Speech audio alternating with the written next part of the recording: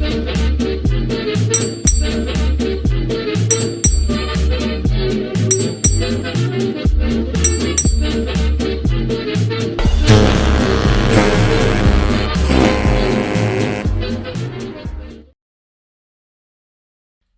everybody, and welcome to the second part of Drydock episode 295. Of course, this is Patreon Drydock, so we are continuing on with those questions. Thank you very much for tuning in to this part 2, and let's commence with the next set of questions. Greg M. asks, why were battleship superstructures so different among major navies in World War II? The US, UK and Japan all built and or modernised ships in the 1930s, and the superstructures were similar within each navy, but quite different, at least in appearance, between navies. Did the navies have different ideas about what should or should not be in a superstructure? And were there differences in overall ship design that called for a pagoda mast in one navy, a Queen Anne's mansion in another, or some other set of reasons?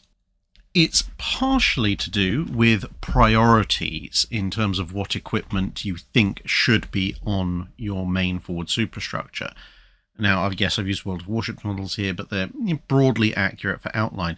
Now, one of the things you might immediately notice, in actual fact, is that whilst there is difference in detail, you'll see you've got Yamato up top left, an Iowa class, specifically Wisconsin, featuring a Great White Fleet colour scheme on top right, Bismarck bottom left, and King George V, well, actually Duke of York, on the bottom right. And you'll notice that of those, 3 of them, i.e. everyone who's not British, has essentially gone for roughly the same principle, which is a relatively slim, very towering superstructure.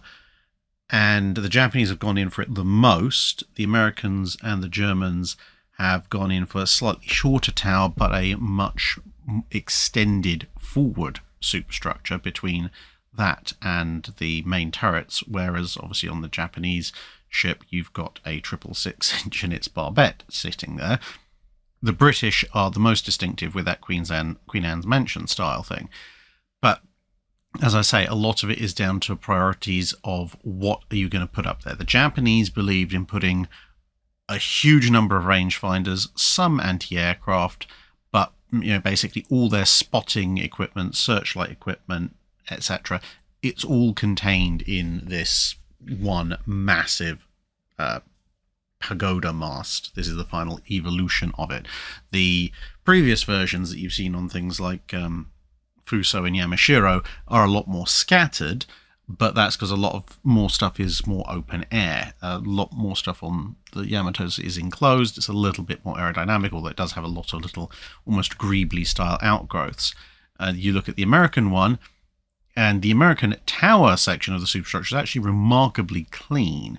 It's essentially serving to support rangefinders and radar systems, and not a tremendous amount else until you get down to the lower levels where you have the bridge structure and the conning tower much further forward, and that's where you've got an array where you've actually got 3 separate rangefinder and fire control systems on that level with the top of the conning tower, and then it all spread out. You've got some anti-aircraft guns and so forth further down there.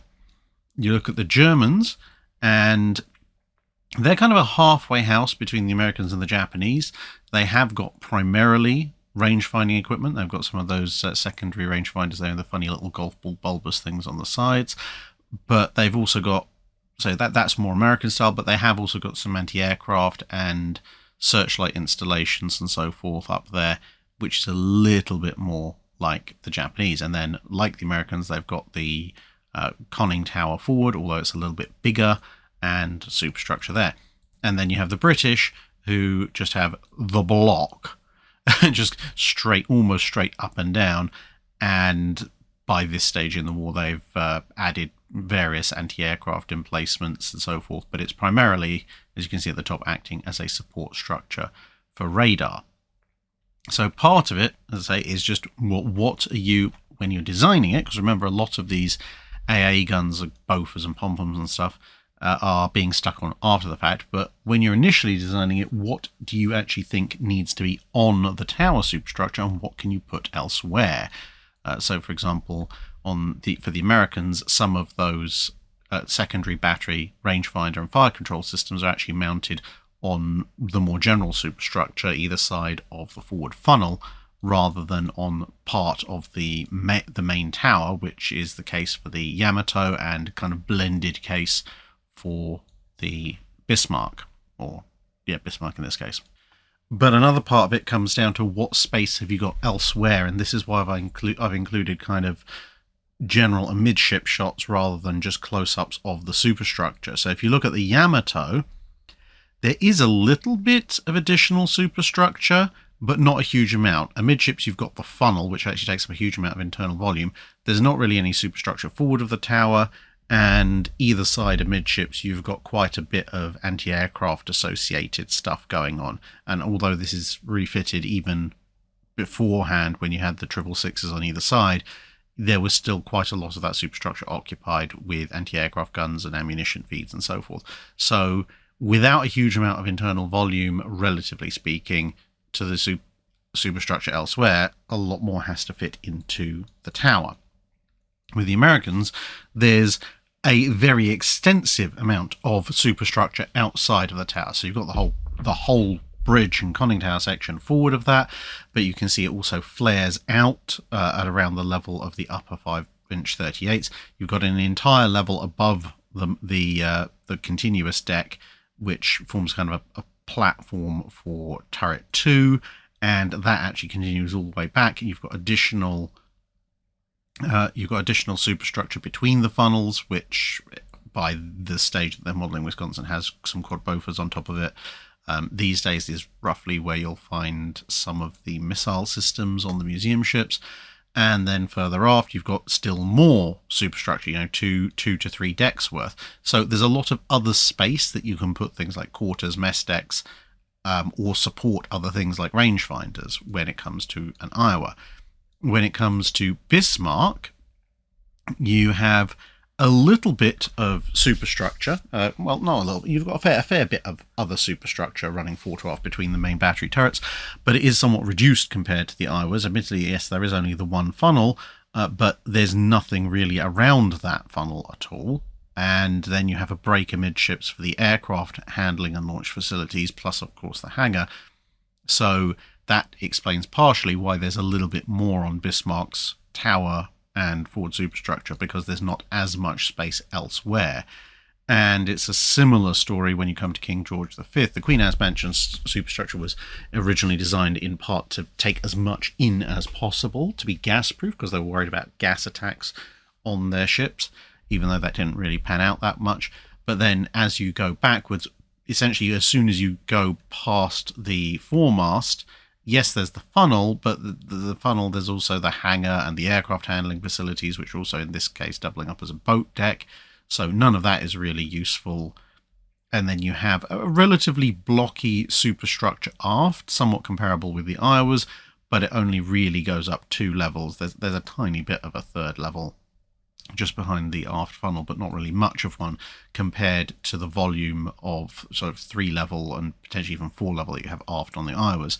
So this is why you need the rather large internal volume of the Queen Anne's Mansion, because there's not as much volume elsewhere above decks. So it's a combination of things, priority, what do you want really high up, and therefore what's going to have an effect, a more egregious effect on the ship's stability, and also what else do you have in terms of above deck superstructure that you can stick stuff in if you're not going to put it on the tower. Adony and Becky ask, in a newsreel that I watched concerning the launch of HMS Howe and HMS Anson, the narrator mentions they were originally going to be named Beatty and Jellicoe. Do you know why they were renamed, and how often ships were renamed before launch, not including ones like the Essexes that were then renamed for ships that had been lost in battle? So they were renamed essentially because at the time that the ships were ordered, Jellicoe and, well, collectively Jellicoe and Beatty had just died, and there was still quite a lot of debate raging around Jutland. Beatty had obviously done his best in his his later career in the Royal Navy after Jellicoe retired to poison everybody against Jellicoe. And given that the top end of the King George V, which should have been the King George VI, which should have previously been the King Edward VIII, had already been renamed all over the place to try and smooth over the fact that King Edward VIII had briefly reigned and then essentially been chucked out. The last thing they wanted was to cause controversy and draw the idea of controversy to the class by using the names Jellicoe and Beatty at the other end of things. And so the third ship, the one that became Duke of York, was supposed to be Anson anyway, because that was a holdover from the Anson and Howe, which was supposed to be the third and fourth Admiral class, Rodney having been reused in the Nelson class. And so they decided, well, we've got King George V, Prince of Wales and Duke of York. We will now just go with Anson and Howe because, well, they were on the list before, so we'll use them. And that way we're using good, safe admirals that have been dead for a century or two and therefore can't really cause too much controversy, as opposed to naming them after Jellicoe and Beatty, which probably would cause controversy, which they really didn't need. In terms of ships that were renamed before launch, it's not particularly common, partly because some nations don't actually have names assigned to ships until after their launch. So for like the Germans, they would build ersatz, i.e. replacement or substitute, with a previous vessel. So ersatz Princess Louisa, for example, would be, this is the ship that will replace the Princess Louise in service. But exactly what you're actually going to call that ship would be a decision that could be made considerably late in the game. Other nations, the ships would just be known as a hull number or a ship job lot number, and then again would only be named at the last minute, so that avoided that kind of thing. But in some nations, the names were chosen a fair bit before. That includes Britain, and therefore sometimes you would end up having to change the name due to circumstances. Obviously, in this particular case, political circumstances, but sometimes, in fact, the most common cause of ships being renamed on the stocks is, like with the Essex class, other ships that have been lost in combat where they want to honour the names. That happens with Imperial Germany, it happens with Britain in both World Wars, it happens with the US, obviously with the Essexes, but with some other ships as well, USS Canberra being a rather obvious one, even though HMS Canberra wasn't previously in the US Navy. And of course, if you've got revolutionary spirit going on, so French Revolution, Napoleonic era France, there were quite a number of ships on the stocks that were leftovers from the Imperial or Royal French period, their building program, and they had suitably royal names, which of course was complete anathema to the revolutionaries, and so they promptly renamed a bunch of them on the stocks. And thanks to things like the Reign of Terror and all the various guillotinings of people, some ships actually went through 2, 3 or 4 names while still on the stocks, launching under a 4th or 5th name by the time they actually got in the water. Michael Gilson asks, the problems with the US Mark 13 torpedo turned out to have more to do with how they were used than how they were designed and built. Is there any plausible way that the research that revealed that might have been done before the US entry into the war? And how much would starting the war with a Mark 13 that performed like the 1944 version change things? Yes, in much the same way that a lot of the issues with Mark 14 could have been discovered. Test them. Actually do proper live tests, both with dummy torpedoes that will float to the surface and be recovered later on, and with actual live fire units with, actual proper warheads in them. Yes, it would have cost a little bit of money, but think of the cost savings later on in the war when you actually have working torpedoes. That would have been nice. And the thing is, you don't even necessarily need to sink anything if you're going to do the live fire exercises. So what you could arrange to do would be to, let's say, have a old ship, maybe one of the old battleships you have to scrap under the Washington Treaty anyway, disarm it, fit it with the world's biggest, most ridiculous bulges, things that would have made Churchill's ideas to massively upbulge the R-class and send them into the Baltic look like pathetic attempts, and sail said weird and wonderful creation into some nice shallow water, maybe off the coast of Hawaii.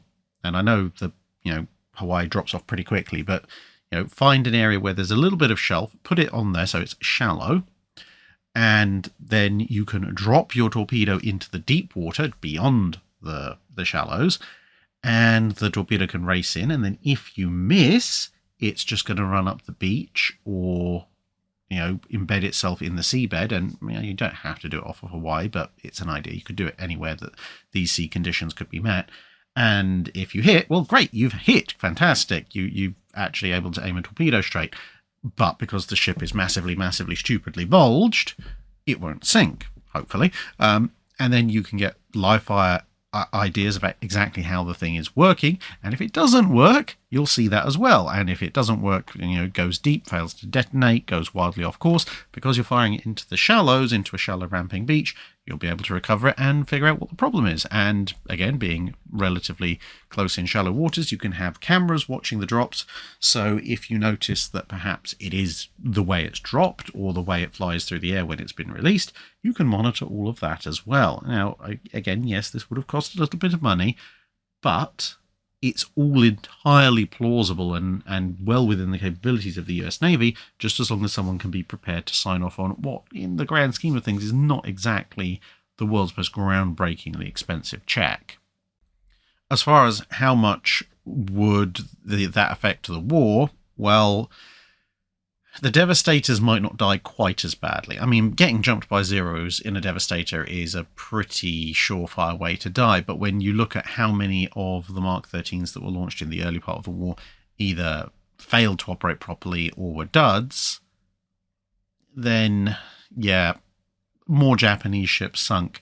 Again, the problem with exactly how much this would have affected things is you'd have to go through every Mark 13 torpedo drop in, say, 42 and 43, and then you've got the unenviable task of evaluating, of the ones that didn't work, which ones didn't work just because the aim was off, which ones didn't work because of some fundamental manufacturing fault with the torpedo, like it just sank, and which ones are, at least plausibly, the direct result of the issues with the Mark 13 that then were subsequently resolved. And then if you say, okay, we have this number, let's say, I don't know, arbitrarily 40%, you've then got to try and work out, well, of those 40%, if they'd actually run true and proper, how many of those are actually likely to have been aimed correctly? And then if they hit, what effect is that going to have on the targets? That's all quite a lot of work to tabulate in the first place, and it is already to a degree, finger in the wind guesswork. And then you've got to figure out, well, if we do sink X number more Japanese ships in the first half of 1942, now you're not going to have the same late half of 1942 and Guadalcanal campaign that you have historically because the force balance has changed. And then it starts going off into more and more speculative areas. But of course, as with a working Mark 14, it would have been an improvement. Donovan Lawler asks, what would Imperial Japanese Navy doctrine look like if the Imperial Japanese Navy had figured out either before or early into the war that Kantai Kessen wasn't working? And how long would it take them to develop a new doctrine? Unfortunately, it's another one of those questions that's impossible to answer with any degree of certainty, because if they work out that Kantai Kessen is going to fail, let's say in 1938, that's a very different scenario to, let's say, after the Guadalcanal campaign, or even between Midway and Guadalcanal, when they've got a lot less room to maneuver, but they have a lot more ships than they did in 1938. And also, who is in charge? Because if Admiral Yamamoto is told, okay, Kantai Kessen isn't going to work, you have to come up with another strategy or doctrine, well, that's going to be a very different issue compared to if somebody goes, well, we think this isn't going to work, and also Admiral Yamamoto, as a result, you're relieved of command and someone else is going to do it. Or in the middle of the war, obviously when Admiral Yamamoto is dead, someone else again comes up with a new idea. So working out exactly what a replacement for Kantai Kessen would have been, also given the cultural hang-ups of Japan, particularly in that particular period with the whole Bushido thing, it's impossible to predict with any degree of certainty. I can give you an idea of how, if I was there, and based on obviously also something of Admiral Yamamoto's preferences, how it might have developed.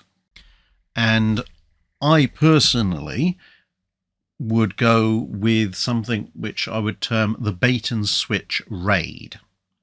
Now, the idea of this would be to take your fast-ish and or older vessels, so you're talking the Fusos, the Iseis, the Congos, stuff that is probably to a certain extent expendable. I mean, you don't want to lose them, but you can afford to, plus some of your cruisers. Now, those will form a forward task group, and my carriers, and you can, the wonderful thing about this is you can scale this. So you can have this with 2 carriers and 2 Congos, or you can have this with the entire Kido Butai and the Fusos, the Iseis, and all 4 Congos, and variations in between, obviously. And you would take your stronger escorts. So again, scaling, that could be the Fusos and Iseis go forward, the Congos stay with the carriers. It could be the Nagatos go with the carriers. Could even be Yamato Musashi with the carriers. Who knows? But the idea is that also lots of much stronger signals security, i.e. just don't transmit the details of these plans, or do transmit the details of these plans, but assume that the enemy might be able to read them and thus only mention the surface forces. And what I would then do is go, okay, well, if we know American carrier forces are going to be here, or we think that American carrier forces will come here if we attack this area, like, say, Midway, then what you would want to do is not use your carriers initially. Use your older, more expendable surface forces to go in. Either force them to be spotted if you know that the American carriers are in the area, or in the case of Midway, when you're not sure, you send the battleships in, and battle cruisers for that matter, to conduct long-distance bombardment, i.e. draw attention to them. Make sure that they're using their own onboard aircraft as just basically general scouts and recon around the fleet. And the idea is to get the Americans to spot them. Once the Americans have spotted a formation of battleships either heading somewhere or shooting at something, they are going to naturally want to attack it. Ideally, you will spot the American scout aircraft and where they've gone, and your own recon efforts will also perhaps catch and find the American formation, or you'll know where they are in advance. It all depends on which particular battle you're talking about.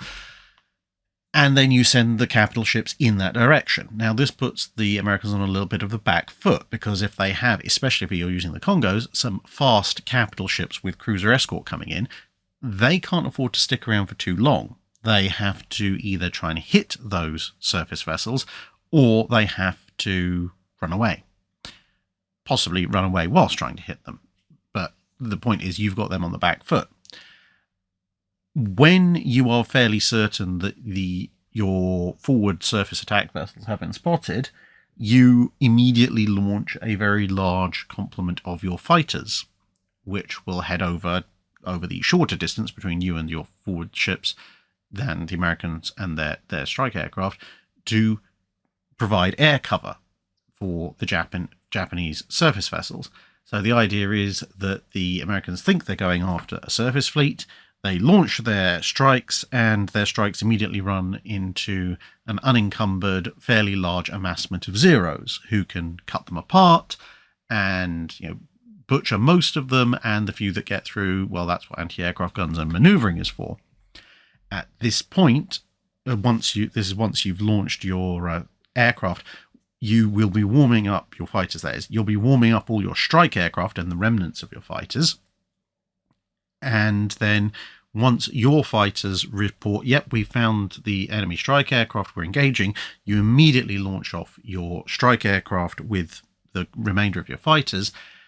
And by the time they're all airborne, coordinated, and heading off in that direction, your fighter screen that you had over the surface ships should be able to say, well, we have spotted the American carriers and they are over here, or we know where the enemy aircraft have retreated and we're following them. So you've got, either way, hopefully you've got a vector. So just at the time when the American aircraft are landing and their carriers are undergoing, obviously, landing operations, they're a little bit more restricted in what they're able to do.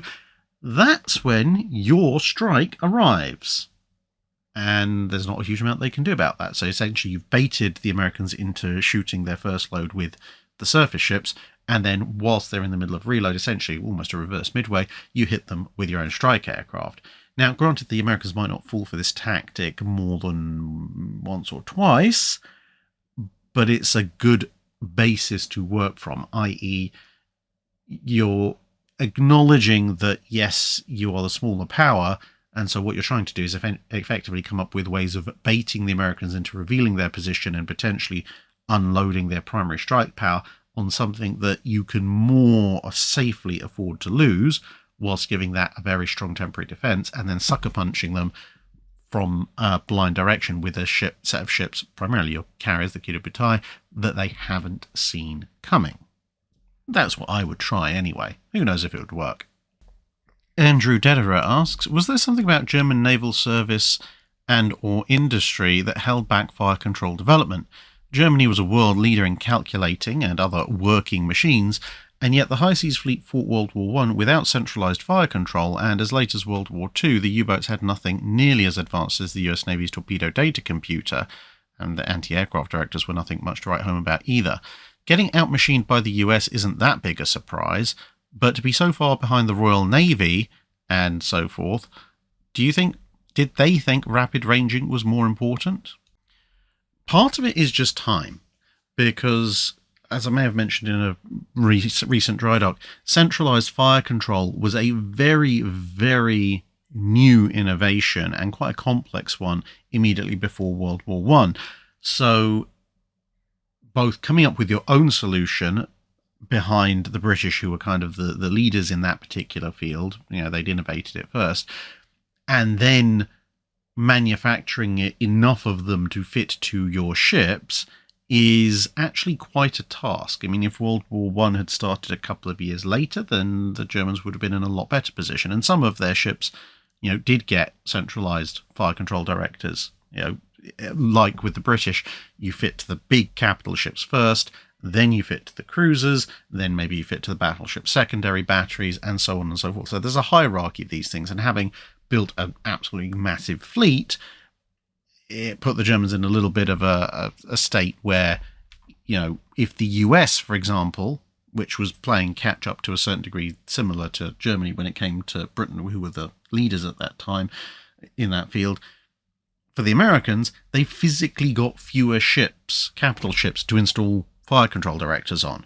So if they can only manufacture 24, well, great, most of their fleet is done, including pre-dreadnoughts. If the Germans can manufacture 24, that's not even going to cover all of their dreadnoughts and battle cruisers once you take into account the fact that you need redundancies and so forth. There are some doctrinal elements as well. I mentioned earlier in the first half of the Drydock the fact that the Germans didn't really go in for using their radar as much as the Allies did, even though their radar in the early part of the war was absolutely excellent. They let it atrophy a little bit as time went on, simply because they thought that the Allies could home in on their radar emissions, and so just didn't use it. And if you don't use it, you don't see the results, you don't have quite as much of a drive for innovation. With the torpedo data computer, that, again, similar to central fire control pre-World War I, that was kind of the US's big breakthrough. The torpedo data computer is not a particularly old bit of technology when the war starts, bearing in mind that the very first torpedo data computers are only really deployed a year before World War II starts, and subs actually designed to use them from the start rather than being retrofitted only start entering service in 1940. So, again, in peacetime, if you are 2 or 3 years behind something that another person publicly says, hey, look, I've got this shiny new thing, that's not half bad. In wartime, if it's not being quite as widely advertised because they don't want the Germans to know about it, the fact that 2, 3, 4 years down the line the Germans don't have a direct analogue to the torpedo data computer isn't exactly actually all that surprising. Plus, there was a little bit of kind of like, well, these methods seem to work fine with regards to the old manual calculation methods and so forth. Kind of, some ways similar to the whole radar issue. We've got this manual method, it works fine, why would we need to change it, even if theoretically we might be able to do something better?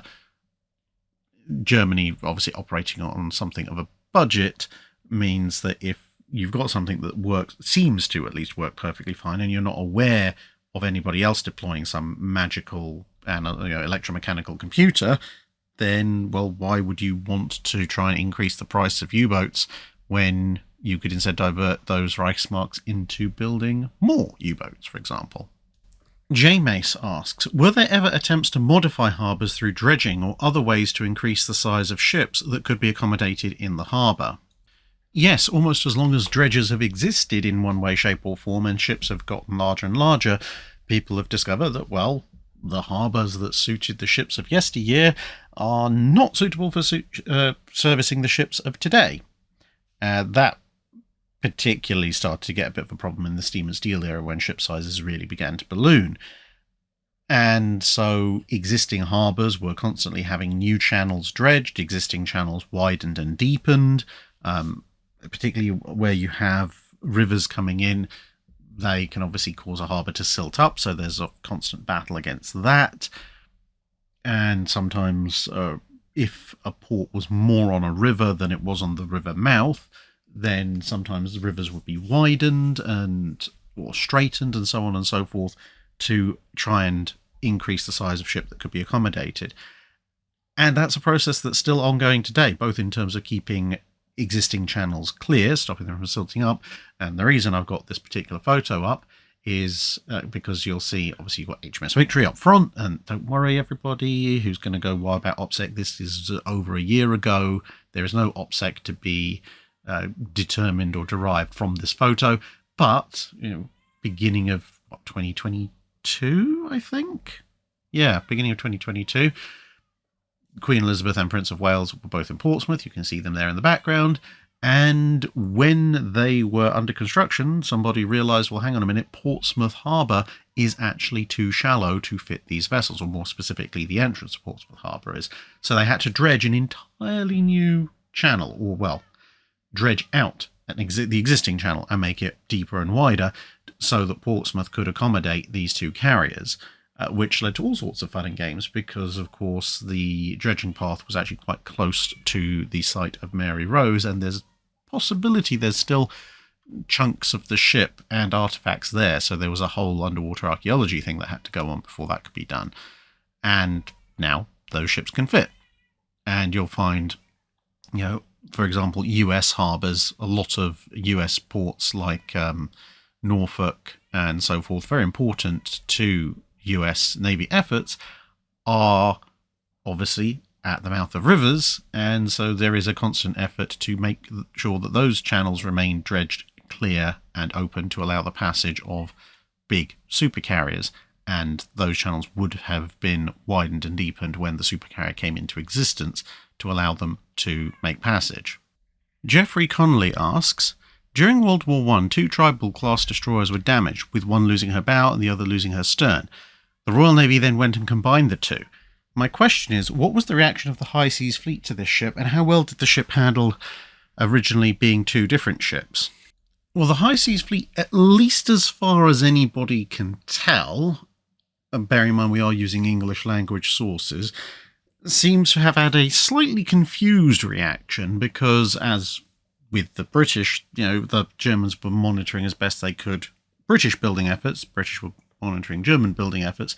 They had a rough idea of what each side was building, and the name Zubian, which was of course Zulu and Nubian put together, didn't appear anywhere in any of their references. So, and plus of course the fact there's a known number of World War I tribal class destroyers. They think they've done for 2 of them, and then this other one called Zubian pops up, which led apparently to a lot of head scratching over at High Seas Fleet High Command, going, where the heck did this one come from? How have we missed this? They weren't building anything like this, which of course they weren't. But outside of that, it was just another tribal class. Oh well, such is life. But in terms of how well did Zubian handle, she seems to have actually worked pretty well. Their construction differences between the two ships meant there was a slight beam mismatch when they tried to put the parts together initially, but that was all fared in. And Zubian seemed to have served out the war pretty handily. About the only downside is, of course, she inherited the fatigue and wear of both Zulu and Nubian, so although she was technically speaking a new ship, she had the mileage of the previous two plus her own, which meant that in the immediate post-war environment, much like the rest of the World War I tribal class, she was relatively rapidly relegated to second-line duties and then decommissioned. Zed Stewart asks, with centralised fire control, we often hear about electronically sending data between various parts of a ship, rangefinders and later radar data, to fire control computers, then from them there to the elevation and so forth. As a programmer, I've always wondered, how did that actually work? I presume it's all analog, but what kind of formats were used on the wire? Was it as simple as analog DC voltage that's calibrated for the voltage drop over the length of the wire? That's simple, but I'd expect it to be somewhat more imprecise and prone to interference, and we know just how precise you have to be to land your hits. There were a range of systems used as things developed during the early 20th century. For a while, the French actually used a hydraulic system rather than an electric transmission system, so you just use hydraulic pressure, and then instead of having a pressure gauge, well, you still have a pressure gauge, but instead of it reading in PSI or whatever unit of pressure you want, you have it calibrated to gun measurements. So, for example, if you want to, say, have the gun train, let's say, at its portmost rotation, so basically aiming back over the shoulder of the ship to port, you say, right, that's 0 all the way around to, let's say, arbitrarily 270 degrees. Well, then 0 pressure on the hydraulic line would correspond to that. And if your hydraulic system can go up to, hopefully, maybe 270 psi, then every 1 psi on the dial would just be marked as 1 degree. And that's how you transmit that data. You could also do it physically. Some wartime emergency destroyers in the Royal Navy had physical linkages, basically, thin piping rods with flexible connections and so forth that went all the way through the ship in order to physically transmit the data. So you physically turn a dial and this rod goes all the way through the ship turning, and that gives you absolute precision, assuming that the control linkages don't bend. But in terms of electronics, it depends which ship you're on, because the British continue to use direct current for quite a while. Some other navies use alternating current, which gives you different options about what you can do. One of the ways was to use a Wheatstone bridge and basically a voltmeter to work out what the difference in voltage was between the pointer that you are having, aim the pointer, which is the thing that's receiving the data from the fire control computer, and what the gun turret is returning. So if the gun turret, for example, is pointing at 20 degrees to starboard, but you've set your internal pointer on the fire control computer to 10 degrees to starboard, there'll be a certain voltage difference, and between the Wheatstone bridge and your voltmeter or galvanometer, you can work that out and say, okay, well, a drop of positive 10 volts represents 10 degrees for sake of argument. And if it closes down to 5 degrees, well, now the turret is now within 5 degrees of where you want it to be, and so on and so forth. But with DC DC current in the wires, a lot of it was done by step transmissions. So you send out a series of pulses. Each pulse would cause a single step in a counter, either up or down, depending on how you configure it. And that will give you the relevant data. Obviously, this is assuming that you're doing it by electronic transmission and not just, using a phone or a voice tube to yell the figures through. That does take a little bit of a while because, of course, you can't go below a certain minimum time for each pulse, and there's a whole load of systems that are invented to ensure that if you lose power is disrupted, that you don't go out of sync. But if you've got AC systems, you can use synchros, which are much, much easier to use, and much more much more precise and much more fine-tuned. Gives you a lot more accuracy than necessarily stepping up or down, because obviously a step up or down, it can only give you accuracy to however many numbers you've implemented on that thing. So if you've done it in, let's say, degrees and minutes, well, that should be precise enough. But if, for sake of argument, the actual point you want the guns to be aimed is halfway between 1 minute and the next, your step up and step down transmitter can't actually do that. You'd be firing on one or the other, but not exactly where you want it to be.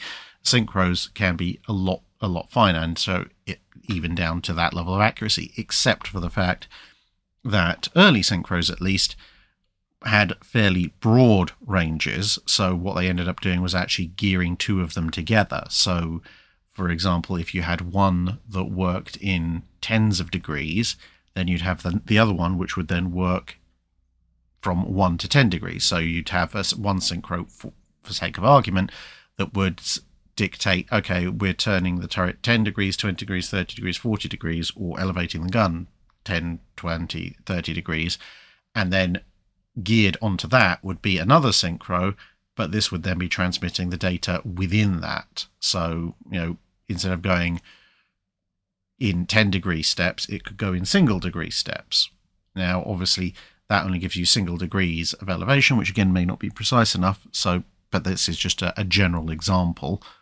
And this kind of thing obviously is consistently progressing over time, that things are getting more and more precise, more and more fine-tuned, and as electronics themselves are advancing, more and more complicated signals are being able to be sent through the cabling.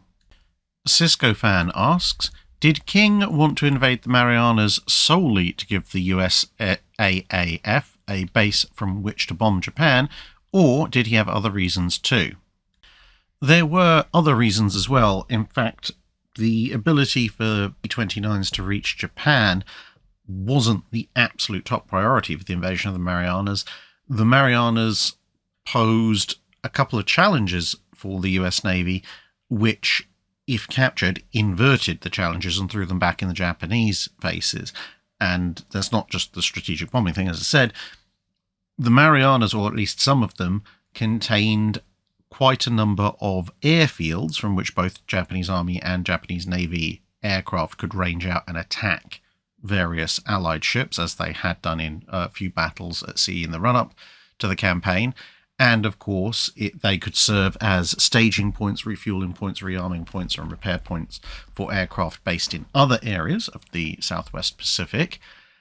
And Japanese naval vessels could also, of course, stop by some of the larger of the Mariana Islands for rest, resupply, and so forth. Submarines as well. And that meant that as long as the Marianas remained occupied by the Japanese, there was a fair chance that the Japanese could launch attacks from them on Allied shipping. Conversely, if you invade the Marianas, that denies them the ability to do so, which is obviously good for the US Navy, and by occupying it, it also gives you access to those very same bases that the Japanese were using, which of course you can repair and expand, which now means you have landing strips, airfields, and small ports and harbours from which to rest and resupply and base your aircraft and ships and submarines to go and attack the Japanese. Which, obviously, that's why I say it throws kind of the problem all the way back round. And that was one of the main reasons for actually taking the Marianas, plus it breached the inner defense perimeter of the Japanese Southwest Pacific and Western Pacific defenses, which gave them an opening and obviously basing to carry on the assault to places like the Philippines and elsewhere. The fact that the US Air Force, or US Army Air Force at the time, was then capable of landing B-29s on obviously expanded runways to attack Japan was an objective, but as far as the US Navy was concerned, it was a useful outcome of capturing the Marianas, not, as far as I'm aware, the absolute primary driving force behind it. Or to put it another way, even if the B-29 didn't exist, the US Navy was still going to be going after the Marianas. Scott Jennings asks, when listening to discussions about naval ships being purchased, built, outfitted, etc., I often have a bit of trouble wrapping my head around the sheer scale of these vessels and the time and expense involved in creating them. You've talked about naval budgets as a fraction of GDP and the like before, but do you have any other favourite comparisons you like to use to help lay people realise just how big and expensive these things were? Such as the amount of steel that went into this ship could have instead been used to build X, or for the cost of building one of these ships you could instead do Y, or something similar. Well, one way of looking at it is in equivalent firepower terms to an army unit. So, for example, given that usually in World War I and World War II, something like 203mm or 8-inch artillery was some of the heaviest artillery you could expect to find in the field, outside of, massive siege guns and rail guns. That's rail-mounted guns, not electromagnetically fired guns. If you look at, say, a county-class heavy cruiser, a county-class heavy cruiser is the equivalent of 4 heavy field batteries and 2 light field batteries. Whereas if you look at, say, a battleship, pretty much almost any of them, but let's say take an Iowa class, for example, that is the equivalent of anywhere between 4 and 9 specialist ultra-heavy siege batteries, depending on whether the batteries have 1 or 2 or 3 guns each. That's in the army one. Sometimes it's usually 1 or 2, but occasionally maybe 3. Plus, with the secondary armament, that's the equivalent of another 2 medium batteries, possibly 3, again, depending on how many guns are assigned to the battery. Or if you go back to the First World War, and where numbers of guns are potentially slightly higher, you've got anything from 5 to 10 super heavy field artillery batteries, and then another potentially 4 to 5 medium field artillery batteries.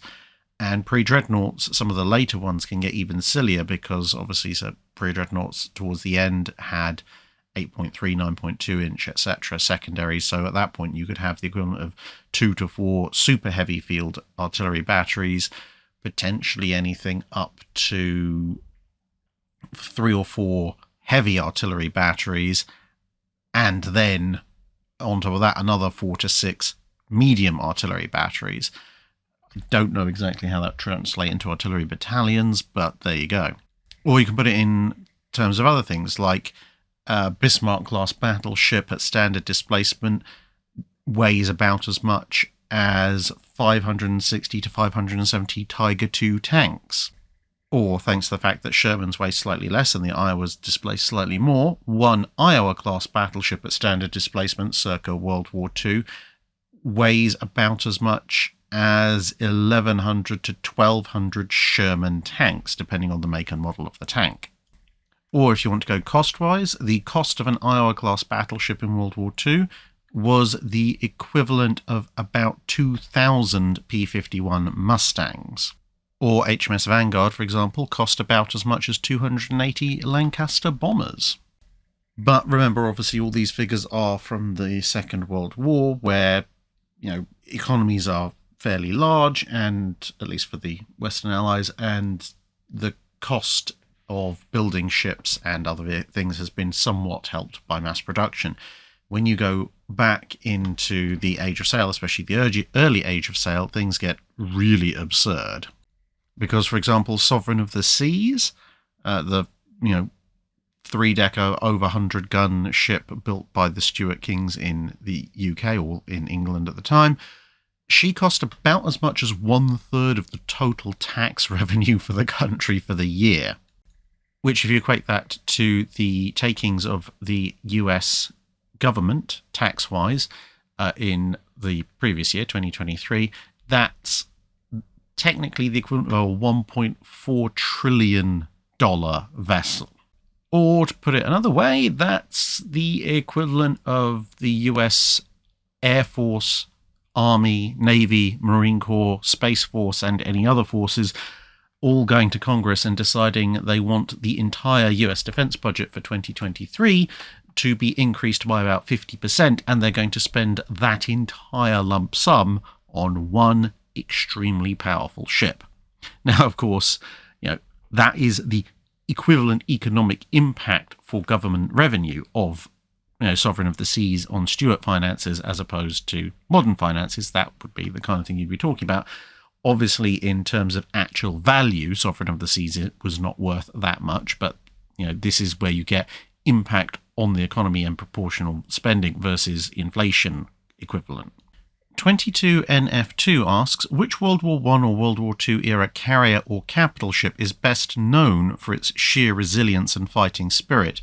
Basically, the best example of she took a hell of a beating but kept on coming back. Would it be Enterprise or Warspite? Or would there be a better example of this trope? I think it depends on how you want to evaluate things. Enterprise would, for me, possibly be the winner in overall terms, given how many times she was hit and damaged and then patched back up and came back again. But each of those individual hits, although she was occasionally hit more than once in a particular engagement, was, in the grand scheme of things, not light, but not the heaviest that she could have been hit by. But she was still fully functional by the end of the Second World War, whereas Warspite took considerably more damage, more hits in terms of weight of ammunition that actually hit her. She was hit by heavier bombs, like a Fritz X and so forth. And she was also hit multiple times, obviously, by shells as well in the First World War.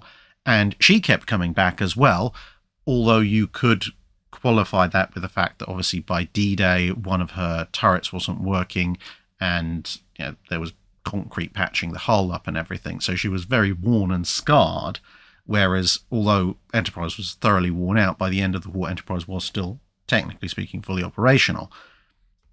But even then, Enterprise gets the still going award. Warspite probably gets the most continuous ongoing damage award in terms of prolonged single attack that she managed to come back from whilst staying nominally afloat, as opposed to being salvaged and put back into service.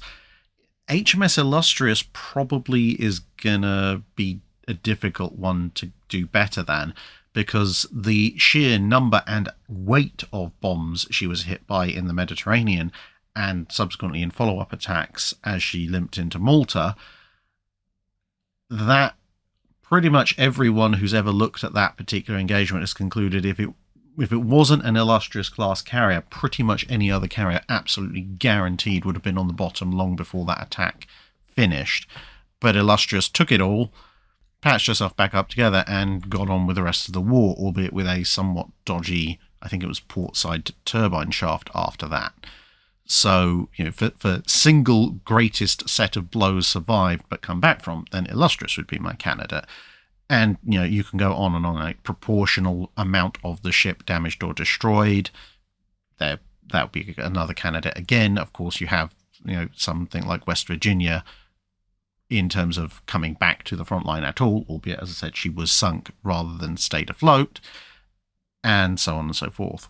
Reichspear Minister asks, regarding my question about electricity implemented in warships, what were the impacts on the deployment of an electrified warship on a strategic and a tactical level? I'm guessing the use of signal lamps turned out to be a good thing, and having a massive fridge to feed your sailors thousands of miles away from home was also good, but what else is or was there? Well, yes, signal lamps, obviously in times of poor visibility where you could see flashes of various descriptions but maybe couldn't see flags, and as well at night, that was all quite useful. But also searchlights were incredibly useful because it meant for the first time ships could see things in the dark and not have to rely on the Mark I eyeball, moonlight and starlight.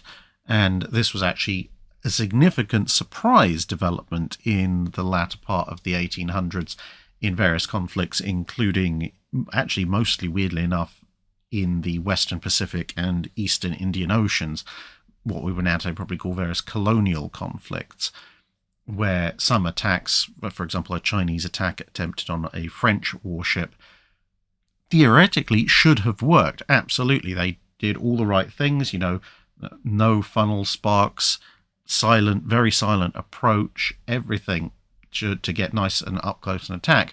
But with suspicions raised, searchlight comes on. They're not entirely expecting it at all, and searchlight illuminates the ship, and it has to retreat before it's shot to pieces by gunfire.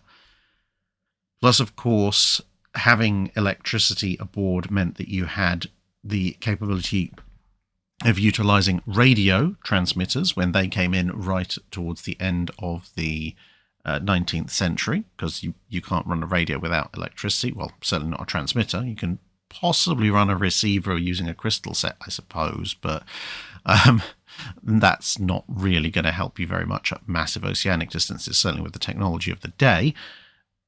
You've also got, of course, electrical lighting when it isn't 800 volts direct current and zapping everybody nearby like a giant fly zapper. That's very helpful in places like the engine room, because now you can actually see what you're doing a bit more clearly, which reduces accidents, therefore improves safety. Electric lights are also obviously very useful for illuminating things like magazines. You still have it somewhat discreetly offset because electrical sparks are still a thing, but it's a significantly less hazardous way of doing things as compared to using shielded open flames, which is what they'd had to do for centuries at that point.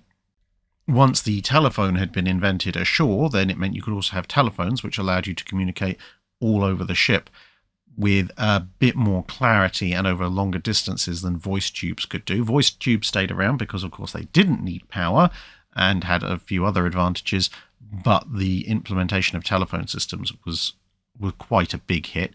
Of course, navigation lights could be stronger and more frequent, just navigating around the ship as well with various electric lighting fixtures. That was very important. Electrical power also meant that you could have considerably more onboard machinery for the ship's machine shop to help keep repairs up and so on and so forth.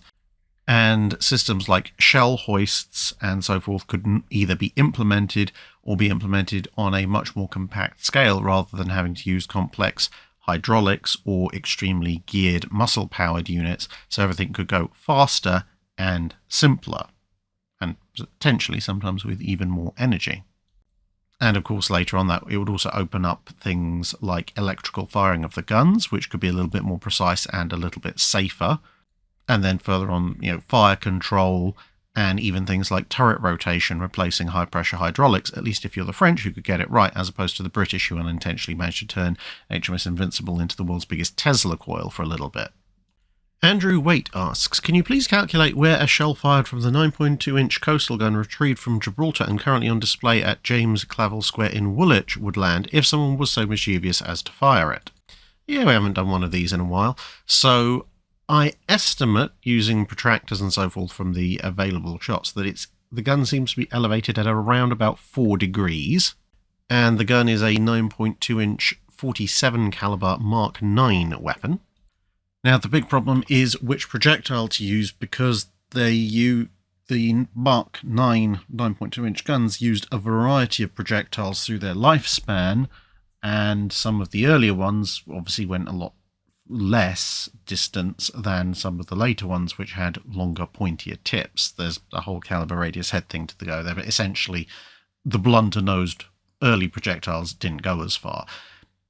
If we use the data from 1898, which is when the gun is initially being tested, that suggests that you're looking at a little bit under 4,000 yards at 4 degrees of elevation, which in turn suggests that, obviously, again, with these kind of things, assuming that it doesn't hit anything in the interim, which it almost certainly will, although given its position and the fact it's right on the river, maybe the shell might get enough altitude by the time it clears the other side of the River Thames not to hit anything too much on the way through. But in any case, the shell will go, of course, over the River Thames. The gun is pointing roughly northwest.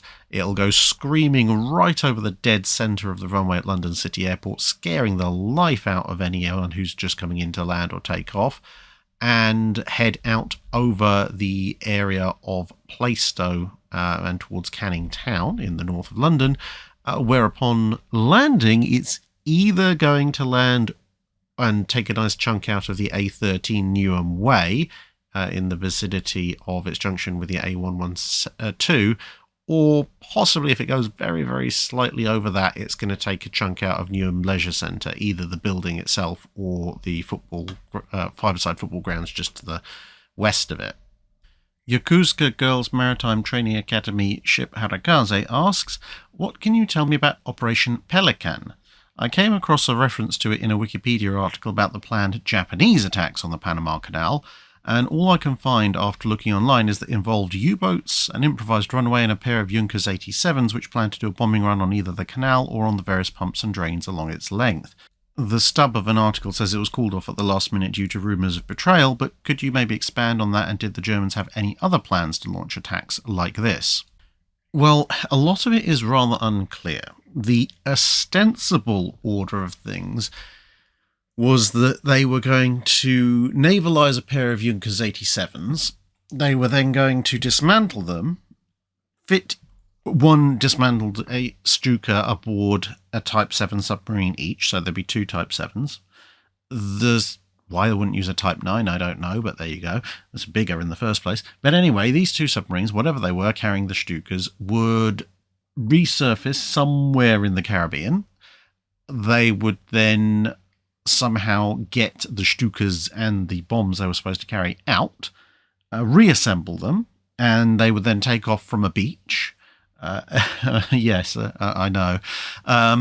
Whereupon they would fly over the incredibly heavily defended Panama Canal, because the US was absolutely paranoid about the security of the Panama Canal, as you might have been able to tell from the US Fleet Problems series. And then they were going to attack something, again, exactly what is somewhat disputed, either an overflow weir or a dam associated with the Gatun Lake or Gatun locks, depending on if you're going for the overflow, the lock gates, the dam itself, etc. So you've got these 2 Stukas, supposedly each carrying a couple of bombs apiece, and these are only just known as special bombs. There's no particular reference as to what they are. They're high explosive, armour piercing, semi-armour piercing, rocket propelled armour piercing, or something else. The big problems with the whole idea of Pelikan are, well, on an operational level, the chances are that, assuming that the US defenders aren't just completely stunned by where the heck a pair of Junkers 87s have just come from, there's a very good chance that the attack will either be disrupted or shot down. That's assuming the U-boats actually get to wherever it was they were supposed to be offloading the aircraft in the first place, because, well, there's anti-submarine patrols and all sorts for this exact reason around the Panama Canal for a fairly wide extent. But even assuming that everybody's asleep and that the U-boats managed to launch the things in the first place, and that, you know, that whole bit actually was workable, I've got to question what exactly they're hoping to accomplish. Because, okay, yes, a dive bomber is a relatively accurate thing compared to level bombing, but even assuming that they land hits, anything that a Junkers 87 can carry 2 of is not a particularly powerful bomb. So, you look at the kind of effort it took to breach the Myrna and Ida dams, you know, with multiple Lancasters with 5-ton bouncing bombs. That's not going to work with a Stuka. A Stuka would never leave the ground with something like a bouncing bomb attached to it. So it's not going to have a huge amount of effect. And if you did want to have a significant effect, I would have thought you'd carry the single biggest bomb a Stuka is capable of carrying, not 2 smaller ones. The idea ostensibly was that because the artificial Gatun Lake, it supplies electricity to operate various locks and gates along the Panama Canal, and of course it is one of the major transit points in the middle of the canal. If you could cause enough damage to the dam to get it to crack, or I suppose the overflow weir to cause an overflow situation, or basically in some way of shape or form get water going where it's not supposed to be, then that water flow will complete at least a partial breach or destruction of the dam, and then you have no power to run the other locks, and the lake itself partially drained, which would significantly impact the operability of the Panama Canal. But I just can't see 2 Stukas carrying heavy enough ordnance to actually do much of anything, even assuming they hit, even assuming they're able to be launched in the first place. And on top of all of this, you have another problem, which is that the entire account was written by one German spy who landed on US soil and got caught, has some fairly distinct echoes with, at the time that he wrote the book, previously published Japanese plans to attack pretty much the same area, initially with float planes launched from their submarines, and then later using those float planes as kamikazes. And although there is a fairly extensive file from the German archives, which is to do with all sorts of weird and wonderful ideas that the Germans came up with to attack the Panama Canal, as far as I'm aware, nobody has actually found a specific reference to this particular method of attack in that file. It seems to have been written about only by this spy, which then raises some fairly big red flags of, did he, when he was writing his memoir, happen to read about the Japanese attacks and go, oh yeah, we could have maybe done that, and kind of crib notes for it. So unless somebody has gone through and read through the entirety of the Project 14 file in the Bundesarchiv, I'm going to raise a little bit of a red flag and say the whole thing was possibly made up. Certainly I haven't seen any primary sources that directly confirm that it even was a thing, because, if you were going to yank two Junkers 87s off of the Luftwaffe, which was notoriously loath to give up control of aircraft, and you were going to modify two submarines, whether they be Type 7s or Type 9s, to carry said aircraft, that should have left a fairly large paper trail. Those kind of modifications, there should be some record of it. And as far as I'm aware, outside of this one passage in this one person's memoirs, we don't seem to have any. Unless, of course, as I say, someone has found some since, which, as far as I'm aware, they haven't. Peter Guy asks, in movies such as Master and Commander, the order is given to beat to quarters, and immediately several drummer boys spring to action and a frantic scramble ensues. However, in The Age of Sail, you pointed out that in such cases the enemy may be more than a couple of hours away. Conversely, in modern battleships, such as the Iowa class, when the order was given to go to general quarters, there were klaxons sounding all over the ship to alert every man in every compartment, since the enemy might be minutes away. What did the transition from drum beats to shipwide alarms look like? For example, a ship like USS Olympia was compartmentalized similar to modern warships, so how would the alarm have been raised in her case, absent klaxons going off all over the ship? And how did the term morph from beat to quarters to general quarters? Well, of course, you've got trumpets and bugles, which are also used, but also, the fact that beat to quarters might be sounded on an Age of Sail ship when you're hours away doesn't mean that you can be lackadaisical, because ships in the Age of Sail would have a lot more work to do proportionally to clear the ship ready for action. You might have supplies and stores out on deck. There might be animals that need to be stowed somewhere. The captain's furniture needs to be taken down. Dividers between the cabins and the stern would need to be taken down to avoid splinter risks. At the same time, guns might need to be taken to firing ports in what had been the officers' quarters. Guns might need to be maneuvered for stern or bow chaser positions. You've got to get the supply of powder ready to go. You've got to clear the gun decks. You've got to potentially get the guns in position, because obviously normally they'll be run back but essentially locked in position. They could be wedged in position with wedges under the rollers on the carriages. They could be actually completely dismounted, not in terms of off their carriages, but the carriages themselves unhooked and turned sideways. So you'd have to, set them up, run out the guns, get your mess tables away, all sorts of long preparations, and that's before you get to setting the sail and getting men up into the rigging and distributing the melee weapons and small arms. So it could take quite a while to bring an Age of Sail vessel from cruising stations up to ready for battle. And obviously, as time and technology wore on, guns got longer range, spotting got better, and the speed of ships got higher. The time from spotting to action became less and less, but equally speaking, the amount of work you actually had to do became less and less as well, at least in terms of number of individual tasks. As for example, a battleship's main turret is not going to have dismounted its guns just for cruising purposes. And an overlay of different methods was still in play throughout the period that the channel covers, and for ceremonial purposes may even still be in play these days. I'm not entirely sure what modern navies do, Royal Navy, US Navy, French Navy, etc., etc. But certainly in World War II, as you can actually see in the Battle of the River Plate movie, yes, it's a movie, but a lot of the procedures they did were either executed by naval personnel who had been there or under the supervision of naval personnel.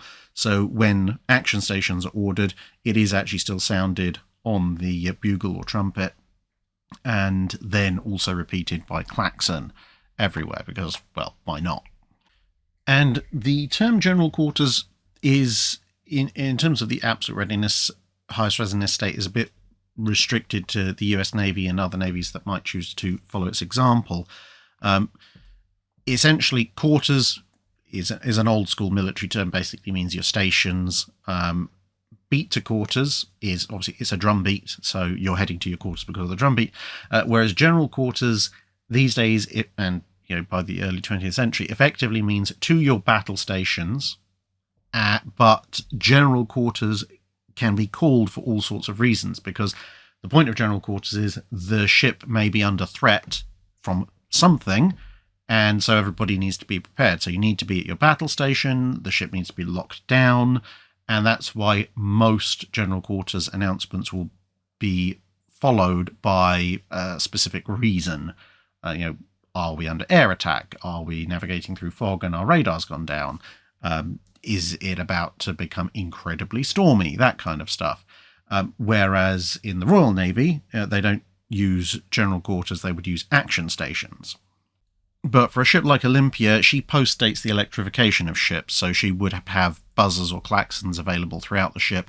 But in that kind of early steam and steel period from the middle of the 19th century to the end of the 19th century, when electrification at first wasn't and then maybe somewhat spotty throughout the fleet, you would also have a relay of people. So you'd have a drummer, or latterly a bugler or a trumpeter, who would sound off from either the bridge or near the bridge, but this would be repeated through the ship, because obviously aboard an age of sail ship, it would be small enough that a particularly loud set of drums or bugles or whatever could be heard through pretty much all the relevant portion of the ship.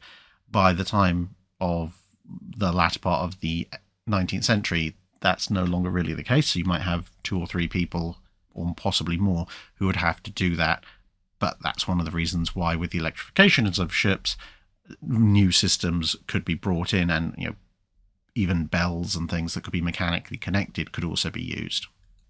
Connor Johnson asks, I recently rewatched your engine video and noticed that double-acting cylinders took a long time to make it to ships, when they'd been fairly standard on locomotives for a long time before. Why was this the case? I think it's a matter of adoption and scale.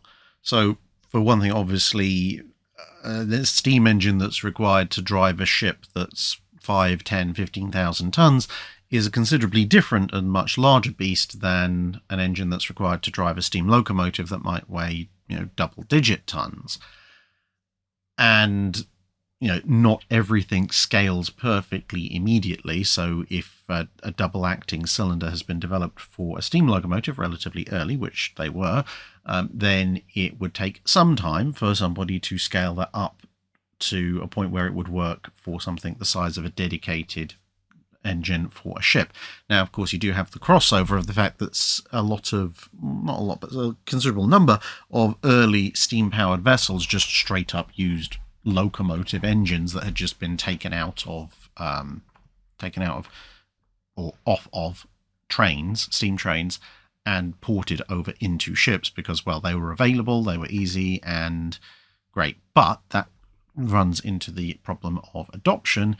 And in the early days, in the first, essentially, you might say, roughly speaking, the first half of the 19th century, a steam engine, a train on land, that steam power plant is its sole source of propulsion. So, of course, everybody is very invested in making sure it can go as far as possible, as fast as possible, and as efficiently as possible, because if it doesn't, it's not going anywhere. Whereas during that time, because of the much greater distances and much lesser power-to-weight ratio that was involved for shipping and contemporary steam engines, the steam engine was and would remain an auxiliary for anything like an oceanic or ocean-going warship for quite a few decades. Even in the time of HMS Warrior, with her absolutely massive trunk engines, the engine was not going to take her everywhere she needed to go. It was still very much an auxiliary. And if your engine is an auxiliary, then as long as it works well enough to get you into and out of port and save your bacon in a storm, do you really care if it's the latest and greatest in technology?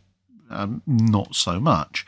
Whereas once you get to the end of the 1860s and then into the 1870s, when people are seriously looking at steam-powered warships that are ocean-capable and solely reliant on steam power, like Devastation and Thunderer, then all of a sudden people are like, aha, well, maybe now we need to start focusing in on getting the absolute most bang for the buck.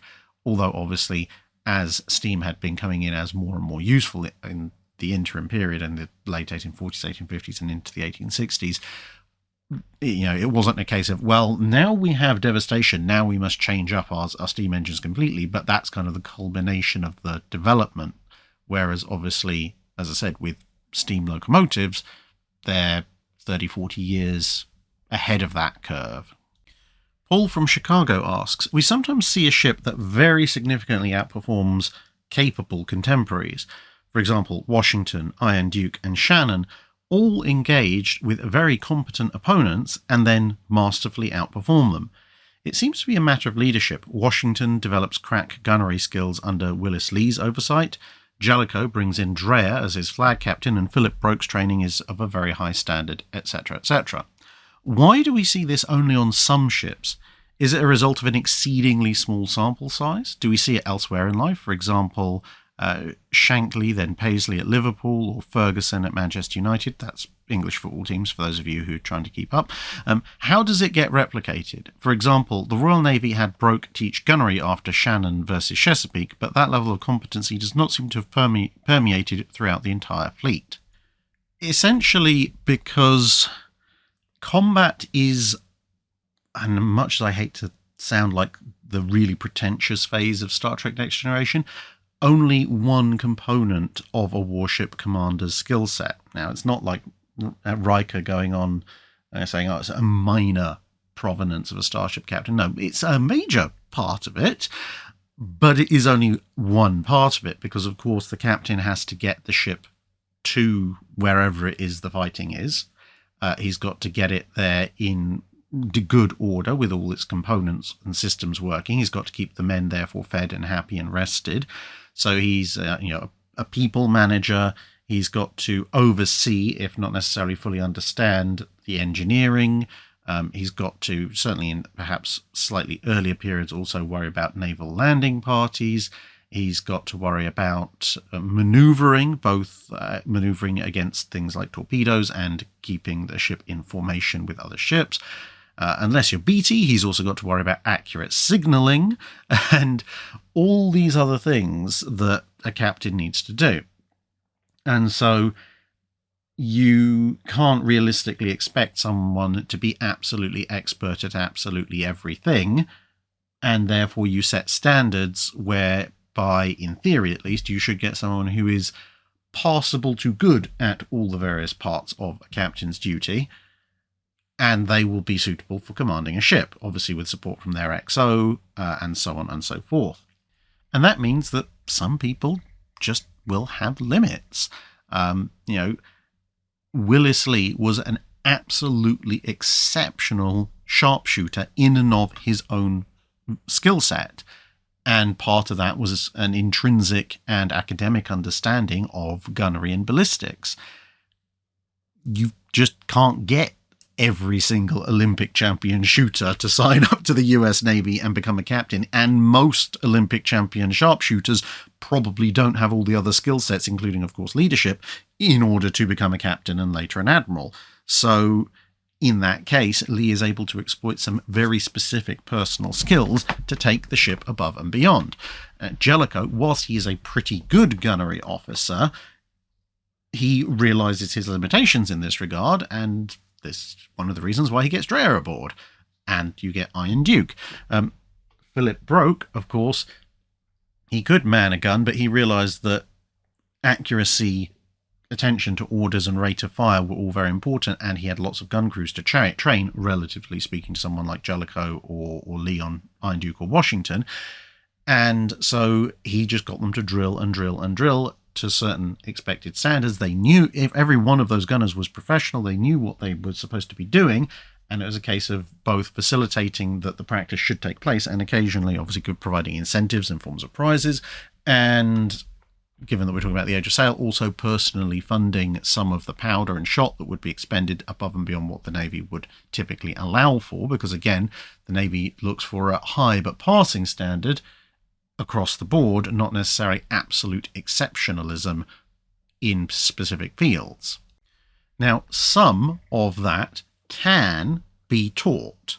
People take their particular exceptional skills and then apply it. So therefore, some of it, like, Broke teaching gunnery, that will improve the level of gunnery in the Royal Navy overall, but it's still subject to the whims of specific captains. They might have it drummed into their heads a little bit more about this is really important and this is how you do it, but it ultimately is up to them individually to implement it.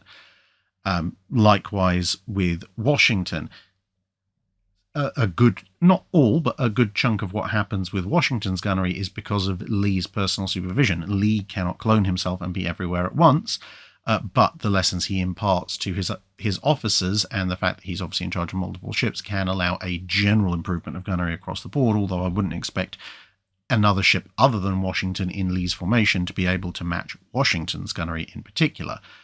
And, as I said, with Jellicoe, it's kind of, you're starting to see that because he's going, right, I'm going to bring somebody in. So this is the thing, you need to find, if you want to improve capability across the board, you need to find the experts within the fleet and get them into those specific niche roles that they're really, really good at. And the simple fact is, whether it be a specific intimate knowledge of ballistics or leadership skills or whatever, some people are just flat out better at it than others. Some people are completely incapable of being leaders. Some people can lead to a reasonable standard, some people can lead to a good standard, and some people can lead to an exceptional standard. But unfortunately, this is not something that just anybody can pick up and learn, much in the same way in a whole load of different fields of study. There are some things that people are naturally gifted at and some things that they are not. For example, if you want to maybe even just look at mathematics, when I was at university, I have what my university professors called an unusually good understanding of statistics and probability.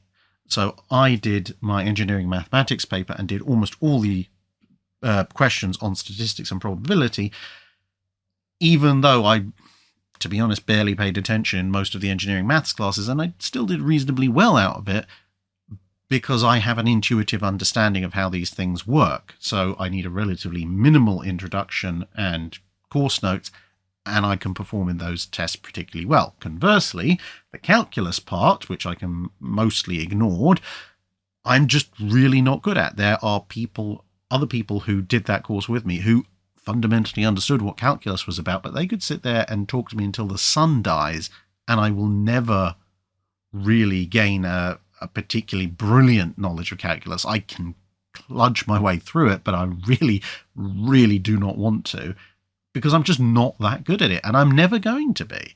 It's the same thing, again, using myself as an example. Can I dance? No. The phrase 2 left feet was probably coined specifically for me in accordance with the prophecy. Can I sing? I believe there's a line in the Geneva Convention that specifically forbids that in public.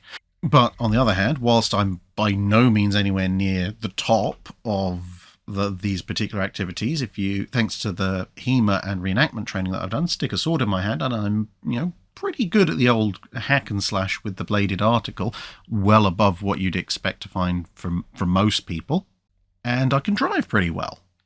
And then you split things down even further. Just look at something like cooking.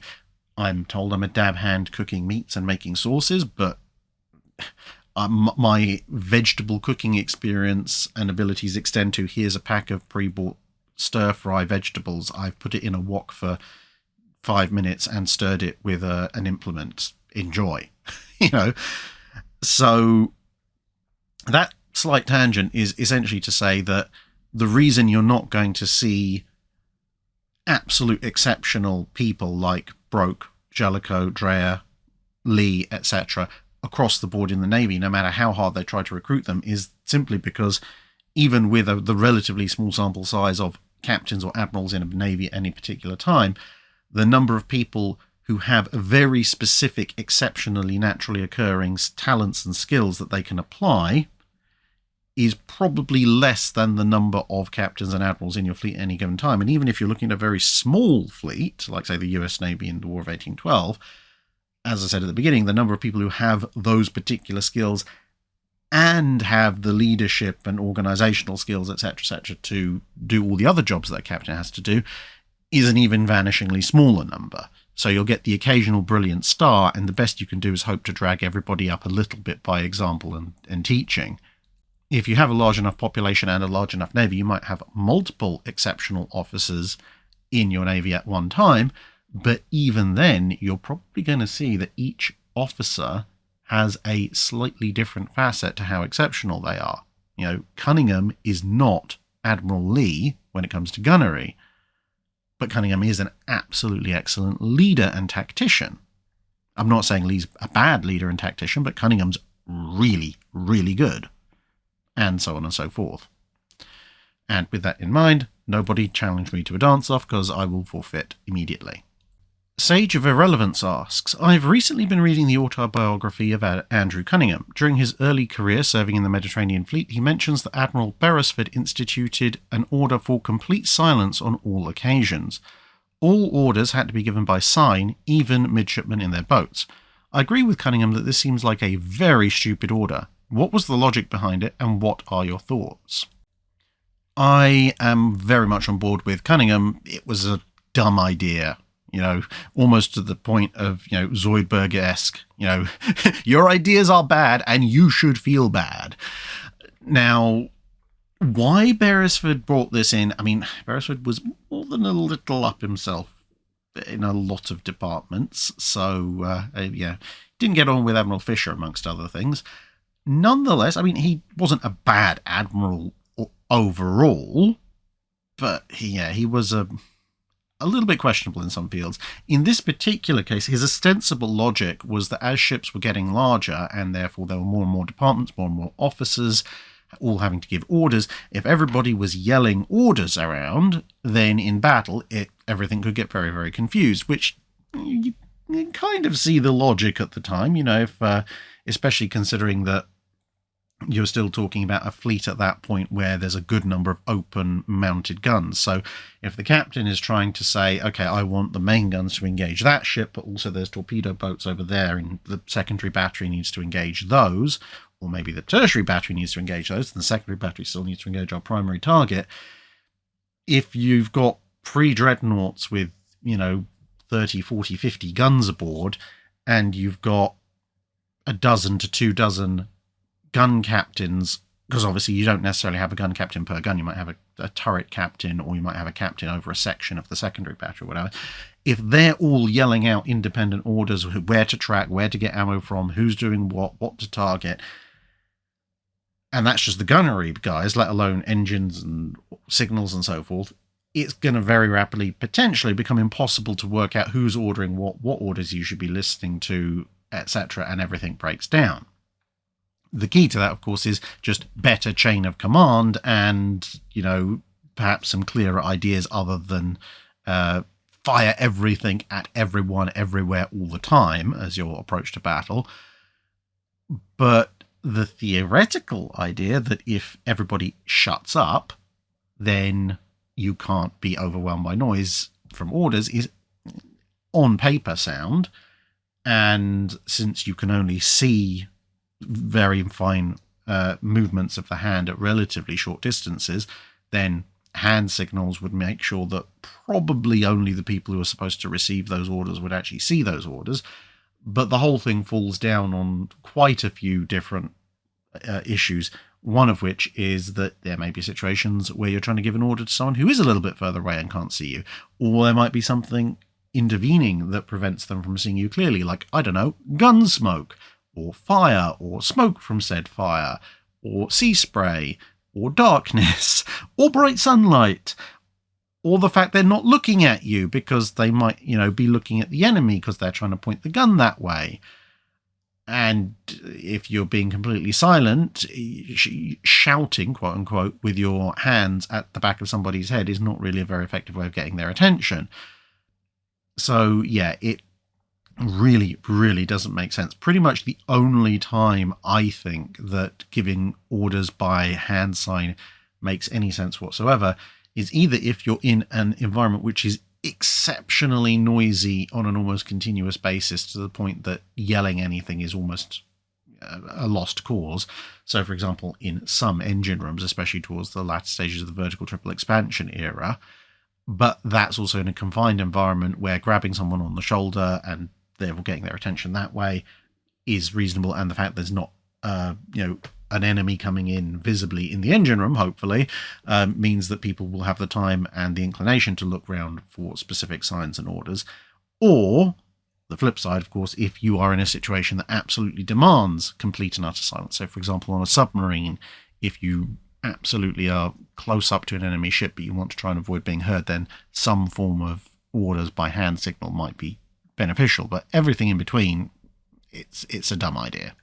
Dave Collier asks, can you tell us a bit about the capture of U-570 and her subsequent career as HMS Graph? Okay, so this will be a quick précis because obviously limited time in the Drydock question and answer, but this is HMS Graph, aka U-570. She's a Type 7C German submarine, and she was initially obviously commissioned into the Kriegsmarine and sent off to patrol based in Norway and supposed to head out into the Atlantic and then down to France. They being her first war patrol, she of course had a new crew, but the crew themselves were also largely inexperienced. Most of the crew had just done training and had never been on an operational war patrol, and even the majority of her senior cadre of officers had not actually been to sea on a war patrol in a U-boat before. But hey, so you got to start somewhere. But there was perhaps a slightly inadvisably large number of first-timers. The sub was on the surface recharging its batteries northwest of Iceland when it was spotted by a Hudson bomber, which decided to attack it. That didn't work.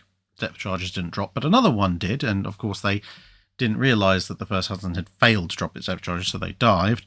They popped back up again, and the second Hudson, which was waiting, having been radioed in by the first one, came in, dropped a bunch of depth charges, got very close, and the explosion absolutely tossed the submarine around. Broke things, almost upended the sub, breached various things, caused a few leaks.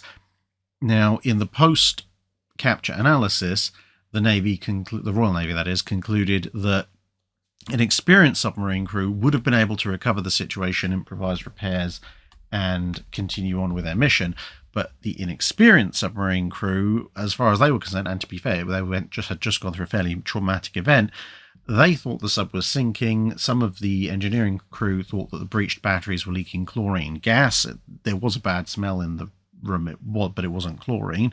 But convinced that it was, they all abandoned the engine room, and being confronted with a submarine that ostensibly seemed to be leaking and had its aft areas ostensibly filling with poisonous gas, the crew decided, blow this for a game of soldiers, and scuttled out of the submarine and surrendered, because the alternative at that point, as far as they were concerned, was, well, staying inside a poisonous leaking metal tube. Now you might think, well, but should they have scuttled the sub? Well, that would take time, and they didn't think it was necessary because they thought it was sinking anyway. They did take the time to quickly smash up their secret communications equipment, the Enigma machine and so forth, not destroying everything, but again, they were in a bit of a rush.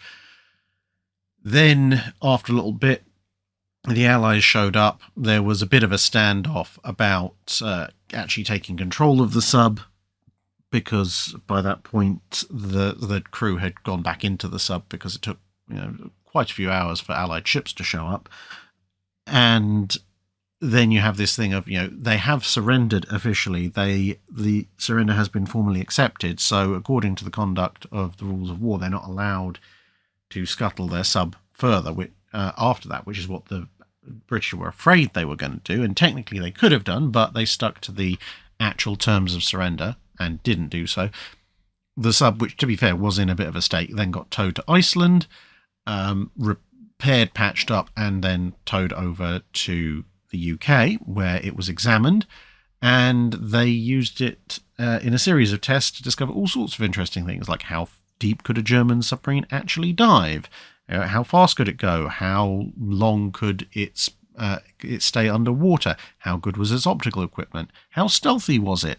How good were its hydrophones? And so on and so forth, all of which gave them a much better insight into how German subs would operate. And some of the material that probably should have been destroyed but wasn't, like the captain's handbook, helped them work out what German coded transmissions were saying. Not just the transmissions themselves, but also what they meant once they'd been decoded. So after that very useful period of life, it was recommissioned as HMS Graph and, waste not, want not, sent out on a few patrols. It didn't accomplish all that much of anything. Launched a few attacks, nothing particularly successful of note, although it did have a small part in the Battle of the Barents Sea. But after a few war patrols, it became very clear that, well, in the absence of significant numbers of other Type 7s coming into the Royal Navy's hands, getting their hands on spare parts as things broke down was going to get a bit difficult. And so after some more kind of live fire tests, they decided to dispose of the thing. And this was late World War II, but she broke free of her tow and went aground off of Scotland, where part of her wreck can still be seen today in fairly shallow waters. Squirrel with a flamethrower asks, what was the nature of the damage caused to Amagi by the Great Kanto earthquake? What made the Japanese Navy decide the damage was great enough that starting fresh, converting a new hull was a better option? So it's a little bit difficult because pretty much all English language sources just say she suffered structural damage, she was too badly damaged, there was too much stress on her hull, and words to that effect. But nothing that's readily available in English seems to go into the details of what happened.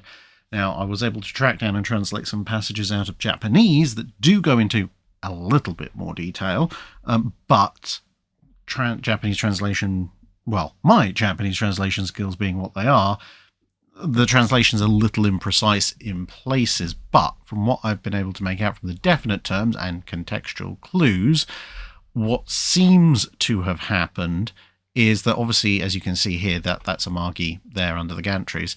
She was obviously making ready for launch, so she's on a slipway, she's up on blocks and so forth. And what seems to have happened is that she moved at least 4 feet. That seems to be something that occurs in a couple of the sources. And in so doing, she moved in such a way that her hull was no longer able to be supported by the blocks that she was on, and at least some of them collapsed because they were now not under the load they were designed for. It specifically mentions that the keel fell off, or the keel of the ship fell off of the support structure, which presumably would have been crushed at that point, and the hull slammed down, presumably onto the slipway. And as you can probably just about see, maybe if you zoom in, the very, very, very left-hand side of the hull seems to still have air underneath it.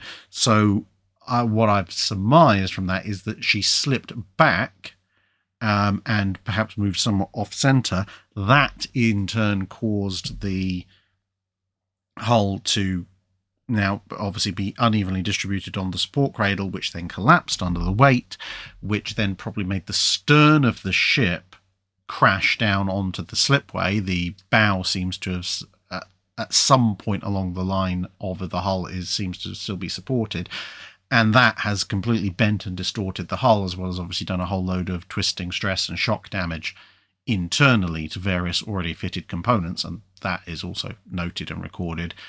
At which point, there's precious little you can do. You'd have to basically rebuild most of the internal parts, and you'd have to somehow unbend the hull. And even if you could unbend the hull, you've got to jack it up first and rebuild the cradle underneath it. Good luck with that.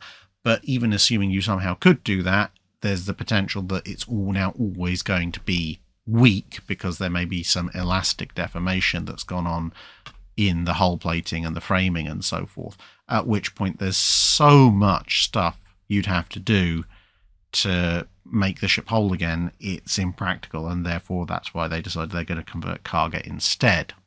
Leon Wu asks, you talked about how the US recovered downed airmen in the March Patreon Q&A. Did the Imperial Japanese Navy have any system for recovering their downed pilots? Not to the extent that the Americans did, that much is for certain. They obviously did have a system, so pilots who went over the side or failed to take off from the carriers during coup de bataille operations, pilots whose aircraft came back damaged and had to ditch, or ran out of fuel and had to ditch, either because they couldn't make it to their carrier or because the carrier wasn't there anymore. There were procedures in place for destroyers to pick up those pilots, but in terms of pilots who have gone down well away from their carrier groups, say been shot down by American fighters or whatever, it was a little bit hit and miss. If they could parachute down onto an island or swim ashore, then if they could find some form of transmitter, presumably somewhere like on the Japanese-held portion of Guadalcanal or whatever, then the Navy would send either an aircraft or a ship or a sub as appropriate, if tactically appropriate, to recover them and return them to service. But that's very much a sort of almost an internal line of communication and rescue. But outside of that, there wasn't a large-scale organised system of flying boat rescues or submarine rescues the way that the US Navy would have in the mid to latter stages of the Second World War.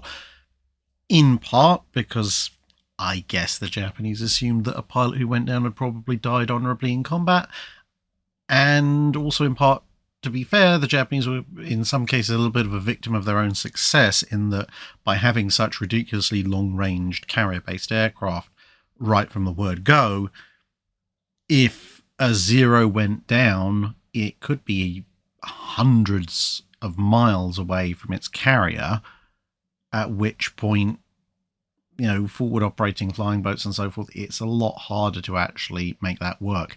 Whereas with the US aircraft, although their range would improve somewhat, if you're talking about having to rescue people within a 200 to 300 mile radius of the aircraft carrier in question, that's a very different story to some of the ranges at which the Japanese would operate. Now, of course, the Japanese could and did often launch well inside the operational radius of their aircraft, but some of their operations did go some fairly absurd distances.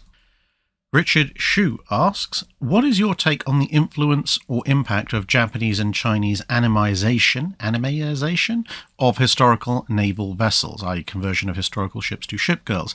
Is the influence good or bad, and does it properly raise awareness of naval history, or can it distort naval history? Well, it can be good, bad, it can raise awareness, it can distort naval history, it can do all of these things.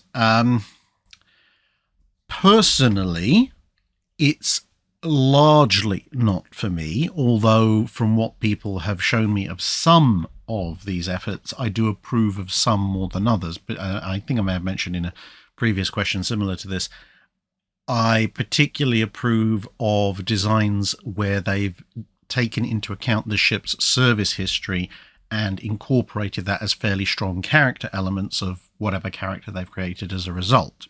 Whereas perhaps ones that just create their own characters completely apropos of not much else, or just go with chest size relative to displacement or something like that, somewhat less in favour of. But ultimately, for what it is, there's a surprising amount of historical fidelity in quite a number of those efforts, which again is slightly bizarre, if somewhat depressing, because it kind of extends my point of the fact that very clearly fictional-fantasy movies that Hollywood does when they choose to represent historical periods often tend to represent those historical periods considerably better than a lot of movies that are actually trying specifically to represent a historical period.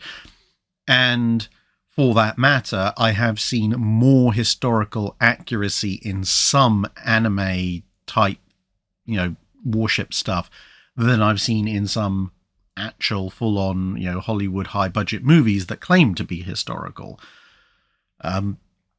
Although with some of them, there's not really a very high bar to clear when it comes to Hollywood movies. So I guess there's that.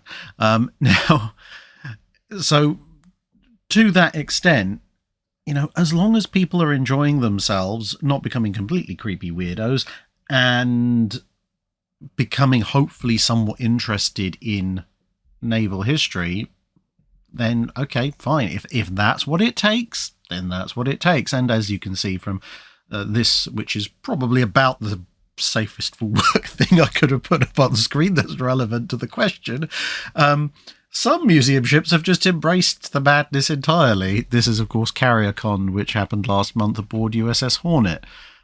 If you can't beat them, join them, and Hornet's definitely on board with that, I guess. Who knows? Maybe next year I'll just go and poke around just to see what the heck is going on there. Gabriel A. Hawkins asks, you've suggested in the past that there would be a close fight between General Belgrano and HMS Tiger had she been deployed to the Falklands. But General Belgrano is a knot faster, has thicker belt armour, and can fire 126-inch shells per minute. Conversely, Tiger, even if they hadn't defanged her with that newfangled box hanger on the back, could only send 86-inch shells downrange and 40 after her conversion, and has only a single lightly armoured turret to knock out, and some 3-inch secondaries that probably aren't going to be quite as useful as Belgrano's 5-inch. What equaliser does Tiger possess to make it a close fight? Broadly, I think it comes down to crew and technology. The Argentine crew weren't awful on Belgrano, but I think overall, as the Falklands War demonstrated, whilst the Argentines definitely did have, or Argentinians, I don't know which one you want to use, whilst they definitely did have some pretty skilled pilots and some of their crews were pretty good, other elements of their crews were pretty awful. So it's a bit of a mixed bag, and similarly with the conduct of the crew of General Belgrano after she was hit, some of them showed quite a lot of professionalism, and some of them really didn't. Whereas the Royal Navy crews, broadly speaking, in the Falklands tended to show very high standards. So I would give Tiger's crew an overall edge over Belgrano's crew, which is, it does count for something, as we've addressed actually even earlier in this particular Drydock with regards to crew quality and leadership.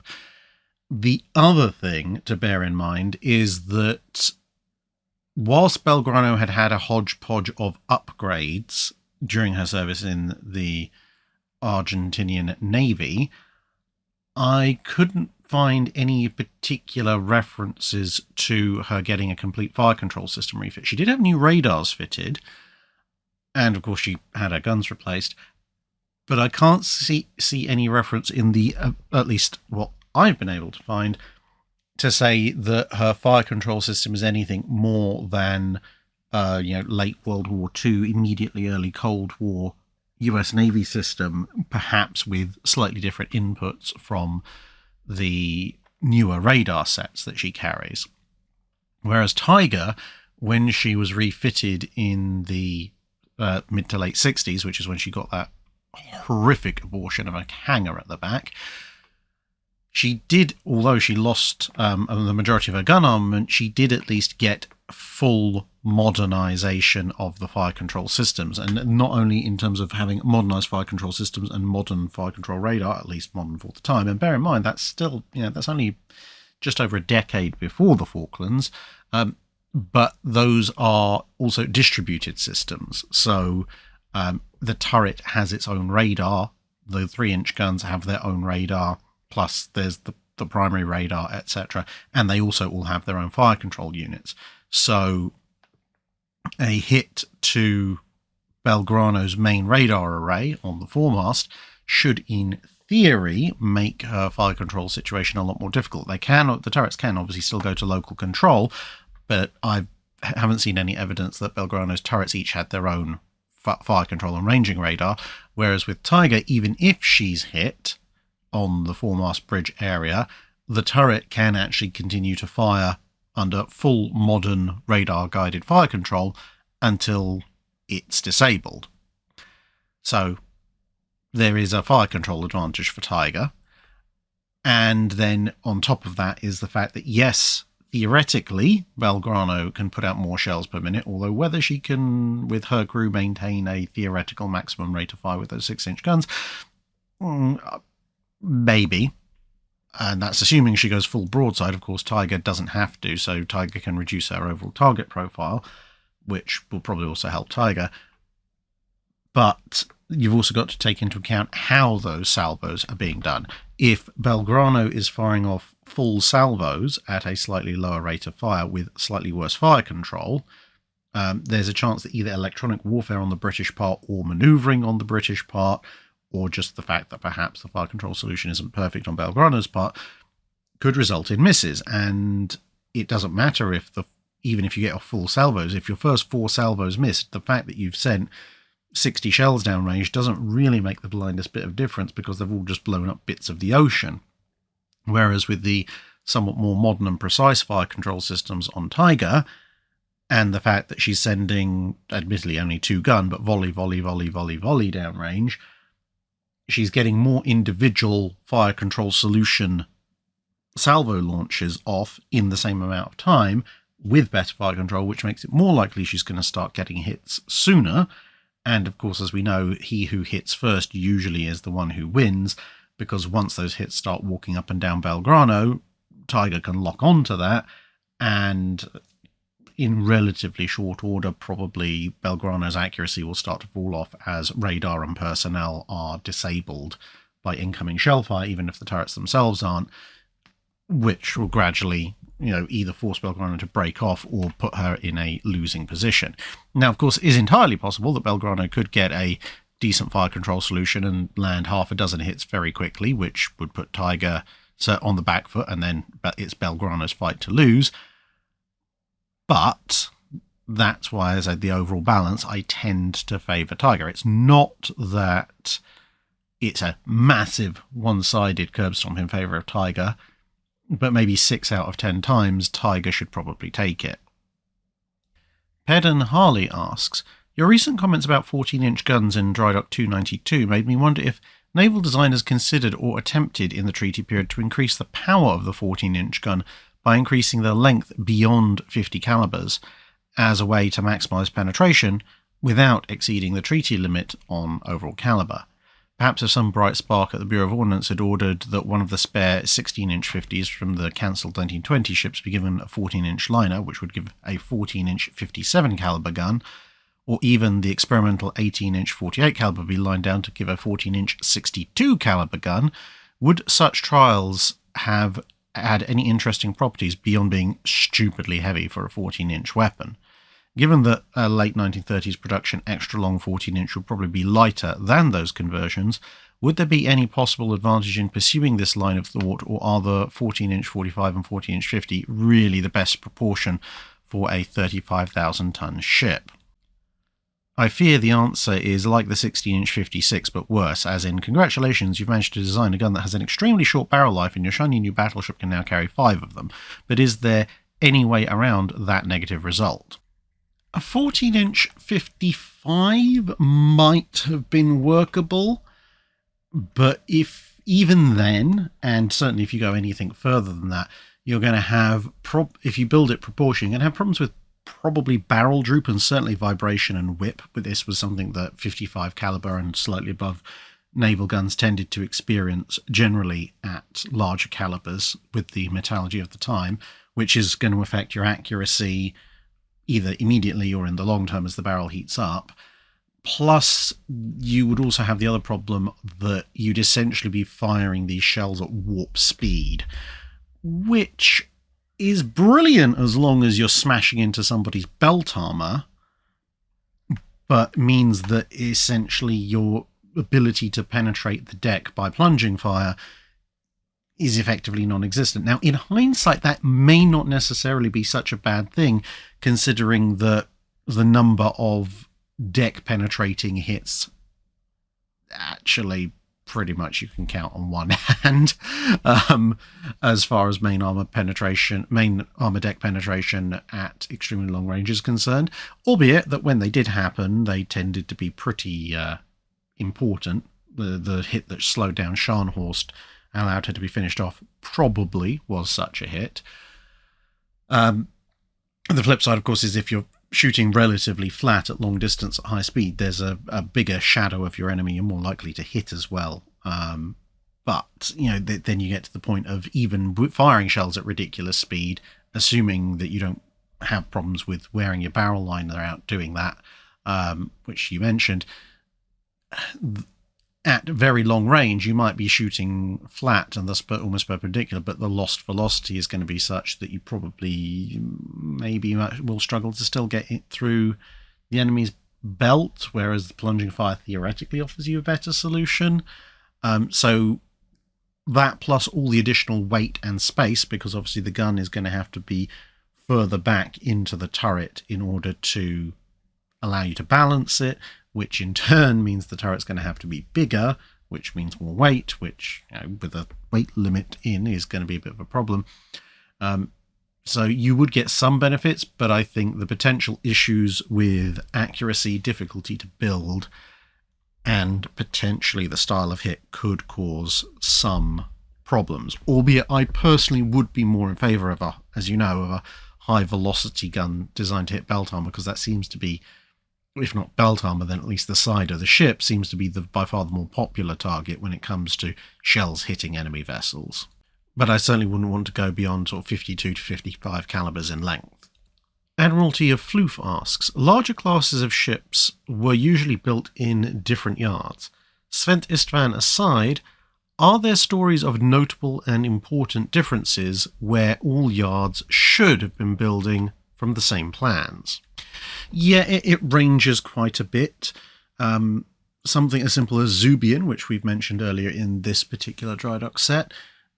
The two halves, they managed to make it work, but as it turned out, despite the fact they should have been built to exactly the same plans, one was half was 3.5 inches wider than the other, which isn't hugely terrible for tolerances on a warship, but it is still a difference, which perhaps you'd think you might catch. Then you have some ships built in different yards, particularly in the 1930s in Britain, where some yards had more experience and confidence in welding than others, and that resulted in some ships ostensibly of the same class coming out considerably lighter than their more riveted chem Patriots, which was obviously a fairly substantial difference. Then you have, well, apart from Zubian, Admiralty destroyers in the First World War. There's a reason you have the V, the W, the modified W, the modified V, etc., etc. Thornycroft, Yarrow, and some of the other yards, they saw the instructions more as guidelines. And that's before you get into possibly the single worst example. As I've covered in the French pre-dreadnoughts video, at one point there's ostensibly what is supposed to be a single class of pre-dreadnought. Now, admittedly, the Marine Nationale did not issue actual plans, but they did issue a set of specifications which were supposed to result in a class of vessels that was obviously vaguely homogeneous and instead resulted in a group of ships that could only loosely be described as in any way, shape or form vaguely related, with somewhat different performance characteristics, very different appearances. They technically mostly met the specifications, but it was more a group of vaguely closely aligned ships than anything that vaguely resembled an actual class. Our beloved Farragut asks, how did Force Z plan to resupply battleship-specific consumables, and how did navies with global power protection plan to resupply capital ships on foreign stations, particularly stuff that may be specific to a single ship or class and not useful to any other warship in the fleet? There's a multi-step process when you're going to send a capital ship to a potential long deployment on a foreign station. Firstly, you try and make sure that either the ship is in pretty good shape already, or if not, you pull in for a refit. So, not a full multi-month, multi-year refit, just a few weeks to replace anything that might be wearing down, small component-wise, etc. Restock all the spare parts, because ships do carry spares for smaller items, and also load up with a few of the bigger spare parts that you might need. So the ship, in theory, shouldn't need much apart from just general day-to-day maintenance once it's come out of its short overhaul, and it's completely stocked to the gills with spares. You then get the ship obviously to go through transit. Once it gets to its approximate destination, so in Forsted's case, Singapore, stopping off via South Africa, then you can repair any minor bits and pieces that might have broken on the way, and the various larger bits and pieces that you brought with you that are obviously occupying space that you might not want them to in actual combat, those can then be offloaded at the port. In peacetime, in theory, a major port like Singapore should also have been pre-stocked with naval supplies, including spare parts for the ship, so your transported bits will augment that. And again, if possible, you would also try to run a supply ship or two with additional spare parts and components and maybe even specialists out to the port at the same time, ideally under the escort of the ship that's going there, or if not, under other escort as a follow-on. And that way, hopefully, between pre-stocked supplies, what you bring on the ship and what you might be able to bring on transports as well, you will have a decent body of supplies over at your overseas port, which can then keep that capital ship or capital ships in operation for a relatively decent length of time. However, there is still a limit to what can be done. So there's some pretty major dry docks, including a big floating dry dock at Singapore. So in theory, any level of damage that a ship could limp home or limp back to Singapore with should be able to be at least patched up, if not fully repaired, and most damage probably could be fully repaired. But even in the event that all you can do is a patch, you would be able to do a patch that's enough to send the ship on to either another port like Durban or Cape Town, or Alexandria, I guess, for that matter, although maybe not in 1941, 42. And then from wherever you send them onto, they can stage their way all the way home to where the major dry docks are. So that there are limits to what an overseas port can supply, but for the big British Imperial overseas bases, that limit was actually pretty high. Silder on Machine Works asks, in your second video on the Spanish Armada, you mentioned the English capturing 2 Spanish ships carrying tens of thousands of gold ducats. Why were the Spaniards carrying this much gold when they anticipated battle? What were they going to do with it? Did warships of the era regularly carry large amounts of money, or was that only for special purposes like trade payments? Basically, they had to pay people for all sorts of things, or they were anticipating paying people at the very least. Back in those days, there was no such thing as a bank transfer. I mean, banking as an institution in Western Europe had barely been invented. I mean, okay, it started off kind of with the Knights Templar, but banking as a whole was a little bit hit and miss. And as I said, there's no such thing as a remote transfer going on. Checks and credit cards don't exist, that and so forth. Plus, well, yeah, guess what happened to most of the people who have been involved in banking in the Spanish Empire? Oh yeah, they got expelled. And people tried to nick all their cash. Fun times. Nonetheless, what this meant was that the sailors aboard the Spanish ships needed to be paid at various points. There was the possibility that Parma might have expenses that needed to be paid. If the Armada had to put into a foreign port, they weren't going to take a credit note on behalf of King Philip of Spain. If the Armada needed food, if it needed repairs, and therefore supplies for those repairs, all of that was going to have to be paid for. Pilot services, if necessary, would have to be paid for. There was also the potential that when you landed, you might need to bribe a few people if you managed to successfully land in the UK, or you might bribe people at sea. And, well, we've already mentioned that sailors want to be paid, but this kind of needs bearing out because they really, really, really want to be paid. And there are things that obviously the sailors would need to purchase, and if they're not being paid for the entire trip, which was kind of the case in the English fleet, then, well, what can they do? If they run out of money, then they're going to get a bit irritated if there's something they want to purchase either from another sailor, from the ship's general supplies, or if they did happen to put into port. Obviously, as it turned out, they didn't. But if they did, there might be things they want to purchase ashore, and if they know they're owed that money but they can't get that money, you are going to have fractious issues. And so you need the cash to potentially cover all of these expenses and maybe a little bit more. And so some of the biggest and most powerful ships in the Armada were entrusted with carrying thousands upon thousands of gold coins to help pay for all of these expenses. And this was not really an unknown thing. The sheer scale of the money carried on the individual ships was perhaps somewhat unusual, if for anything that wasn't a treasure ship. But the idea of a ship or a fleet carrying a reasonable amount of cash with which to pay for stuff and pay its own sailors was pretty much standard throughout the Age of Sail.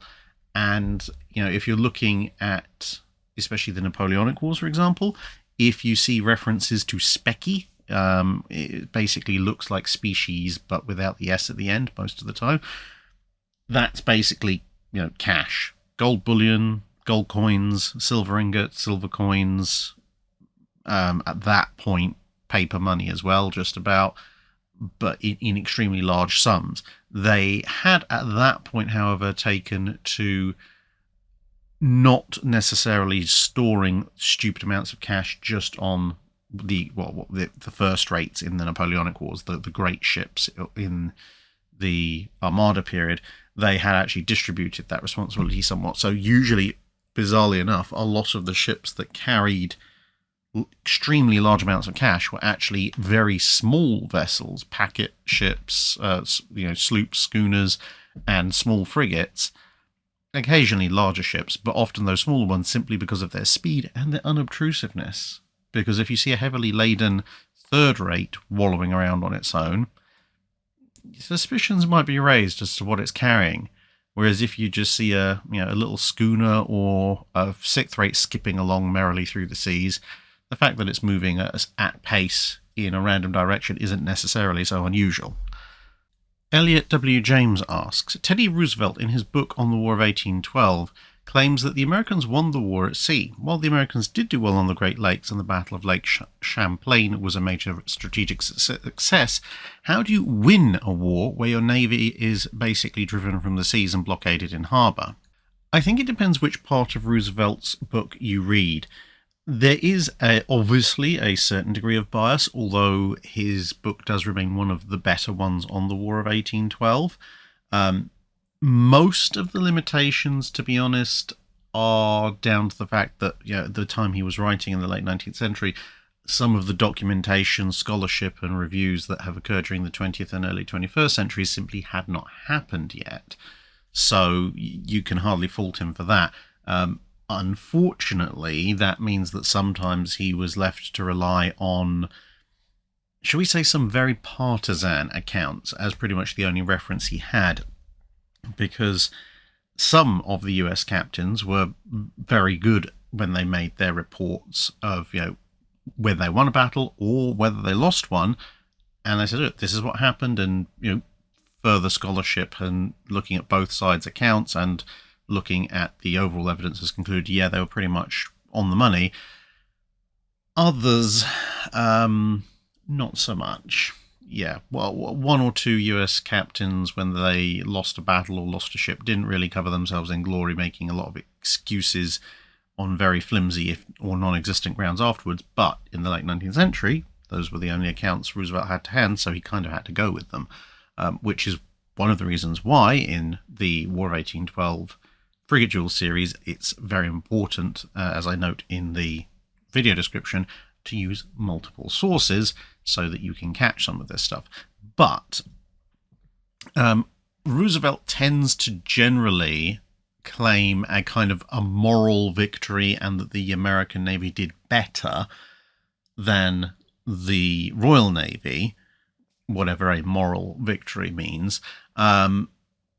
But I think there is a rather telling paragraph in his summary section at the end, just after he's tabulated the losses of the final year of the war. He says, in summing up the results of the struggle on the ocean, it is to be noticed that very little was attempted and nothing done by the American Navy that could materially affect the result of the war. Commodore Rogers' expedition to the Jamaica Plate fleet failed. Both the efforts to get a small squadron into the East Indian waters also miscarried, and otherwise the whole history of the struggle on the ocean is, as regards the Americans, only the record of individual cruises and fights. The material results were not very great, at least in their effect on Great Britain, whose enormous navy did not feel in the slightest degree the loss of a few frigates and sloops. But morally, the result was of inestimable benefit to the United States. The victories kept up the spirits of the people, cast down by the defeats on land, practically decided in favour of the Americans the chief question in dispute, Great Britain's right of search and impressment, and gave the Navy, and thereby the country, a worldwide reputation. I doubt if ever before a nation gained so much honour by a few single ship duels. And he goes on in that vein for a little bit. Most of that is pretty accurate. There's a few things I disagree with. For example, subsequent research has shown that the War of 1812 had essentially zero impact on whether or not Britain was going to search and impress from various warships. The primary, if not absolute and only reason for the cessation of those activities was simply that Britain didn't need it anymore because the Napoleonic Wars at sea were winding down, and a lot of the other things that the Americans weren't happy about at sea, like belligerent rights, neutral rights for trading, blockade and so forth, the British didn't budge a single bit on. But the idea that somehow the War of 1812 stopped the British from impressing people from American ships is a fairly common cultural meme-myth in the US, so given that he was pretty much correct in the rest of it, you can let that pass. Certainly, it did give the US Navy a reputation on the world stage that it heretofore had not enjoyed at all. It basically had been rated as much more than occasionally useful for beating up pirates. But when you read through the full summary, essentially Roosevelt tries to make a point about gaining honour and gaining some kind of moral boost for the US as the ways in which the US Navy has achieved something, whilst simultaneously, as per that opening paragraph, kind of admitting that actually in the round the effects the US Navy's had was pretty negligible, and the British didn't really seem to register that much had occurred other than they'd implemented their normal strategy of gradually grind the enemy down by blockade, and it had broadly worked. I mean, people sometimes forget the British were in semi-permanent control of 3 different areas of the continental United States as it was at the time. Obviously, it wasn't fully continent spanning at that point at the end of the war, and they had to give those back with the peace treaty, whereas invasion attempts in Canada and so forth hadn't gone particularly well for the Americans. So when British sea power has allowed you to occupy portions of the East Coast, I think it's pretty clear who's winning that sea fight. Lord Nelson asks, how heavy was the biggest cannonball a ship got hit with during the classic Age of Sail, and how heavy was the resulting damage? Probably something fired by this or one of its close relatives. This is what is known nowadays as the Dardanelles gun. It's, as you might imagine, an Ottoman siege bombard in bits, and this and a few other guns like it, and yes, they really are that big. That's a bench on the left-hand side. These were present at the Dardanelles during the British expedition through there, which I actually covered in a video a couple of months ago actually. And despite the fact that they were essentially fixed emplacement weapons, of course, with the Dardanelles and the Straits there being quite narrow, they were able to sight them in areas that ships were most likely to pass, and they bombarded and hit a number of British ships on the way back to the Mediterranean. They did cause some rather worrying damage, smashing absolutely massive holes in the side of ships, as you might expect. About their only problem was that, as you might imagine, proportionally they are ridiculously short barrel weapons, and were mostly firing stone shot, not metal shot, so the actual weight of the shot was a little bit less than you might otherwise imagine. And so while there was a socking great hole punched in the side of the ship, it usually meant that the shot actually came to rest somewhere in the vessel, which was entertaining enough because then you have British accounts of them looking at this gigantic stone ball that's appeared somewhere and measuring it and weighing it and going, "Ooh, look at this really big thing. I wonder where that came from." Meanwhile, 2 or 3 men have popped their head comically out of the hole in the side of the ship wondering what's going on. So these things had the potential to be really badly damaging. A hit from at the waterline with one of these things could induce catastrophic flooding in an age of sail vessel pretty easily, but their relatively low rate of fire and their relatively small number meant that whilst the damage was significant, it wasn't fatal just about. The reason this one's at Fort Nelson is because later on in the 19th century, the British, I believe, were gifted one. HMS Implosive asks, I was reading an article about the development of the Montana-class battleships, and it cites a section that says Captain Irish from the Bureau of Ships listed the various power plant options, 130, 150 and 212,000 shaft horsepower, and their origins in a list that's above the paragraph, and added that above that, above 212,000 shaft horsepower, they would have to go to turbo-electric drive due to technical reasons. What were the technical reasons, and what made it possible post-war to build ships that had up to 280,000 shaft horsepower using geared turbines like the Forrestal's? The technical reasons were simply that partly due to the limitations of testing setups and also just due to the limitations of industry. At the time the Montanas were being designed, which bear in mind the initial designs are being sketched out at the very, very end of the 1930s and the very beginning of the 1940s, the US is only capable of producing a turbine with a rated power output that's just a little bit north of 50,000 shaft horsepower, hence multiply by that by 4 and you get the power output of an Iowa class. Now, no one was mad enough to try and get 2 high-pressure turbines geared together to drive a single propeller shaft, and even if you were mad enough to do so, you couldn't put 8 geared turbines across the width of a ship in order to drive 4 propeller shafts, or, as was discussed with some of the Montana designs, 6 individual turbines to drive 6 shafts, simply because even with the very wide hull of the Montana, there just was not enough room to do so unless you stupidly elongated the machinery space to stagger everything, which would be a very interesting needle threading job, and or just decided, you know what, we don't actually need torpedo defense systems, we'll go hull wall to hull wall with the machinery spaces, neither of which was particularly an attractive option. And that in turn meant that the only way to deliver more than 212,000 shaft horsepower to, at that point, 4 propeller shafts would be instead to utilize turbo-electric drive, because then a lot of the space taken up by the propeller shafts could be utilized for the generators, and because you're no longer confined to having to get things set on the propeller shafts themselves in terms of the turbines, you can more efficiently space them out, so you can then have more than 1 turbine per shaft. So if you're in a 4-shaft design, you could have 5 or 6 turbines, or 7 or 8 possibly. Obviously you don't need the gearing set up, they're just all chucking more and more power into the generators, which can then feed power to the motors and thus to the shafts. And so in theory, as long as you're willing to accept a large machinery space, turbo-electric drive offers a much higher ceiling of power output.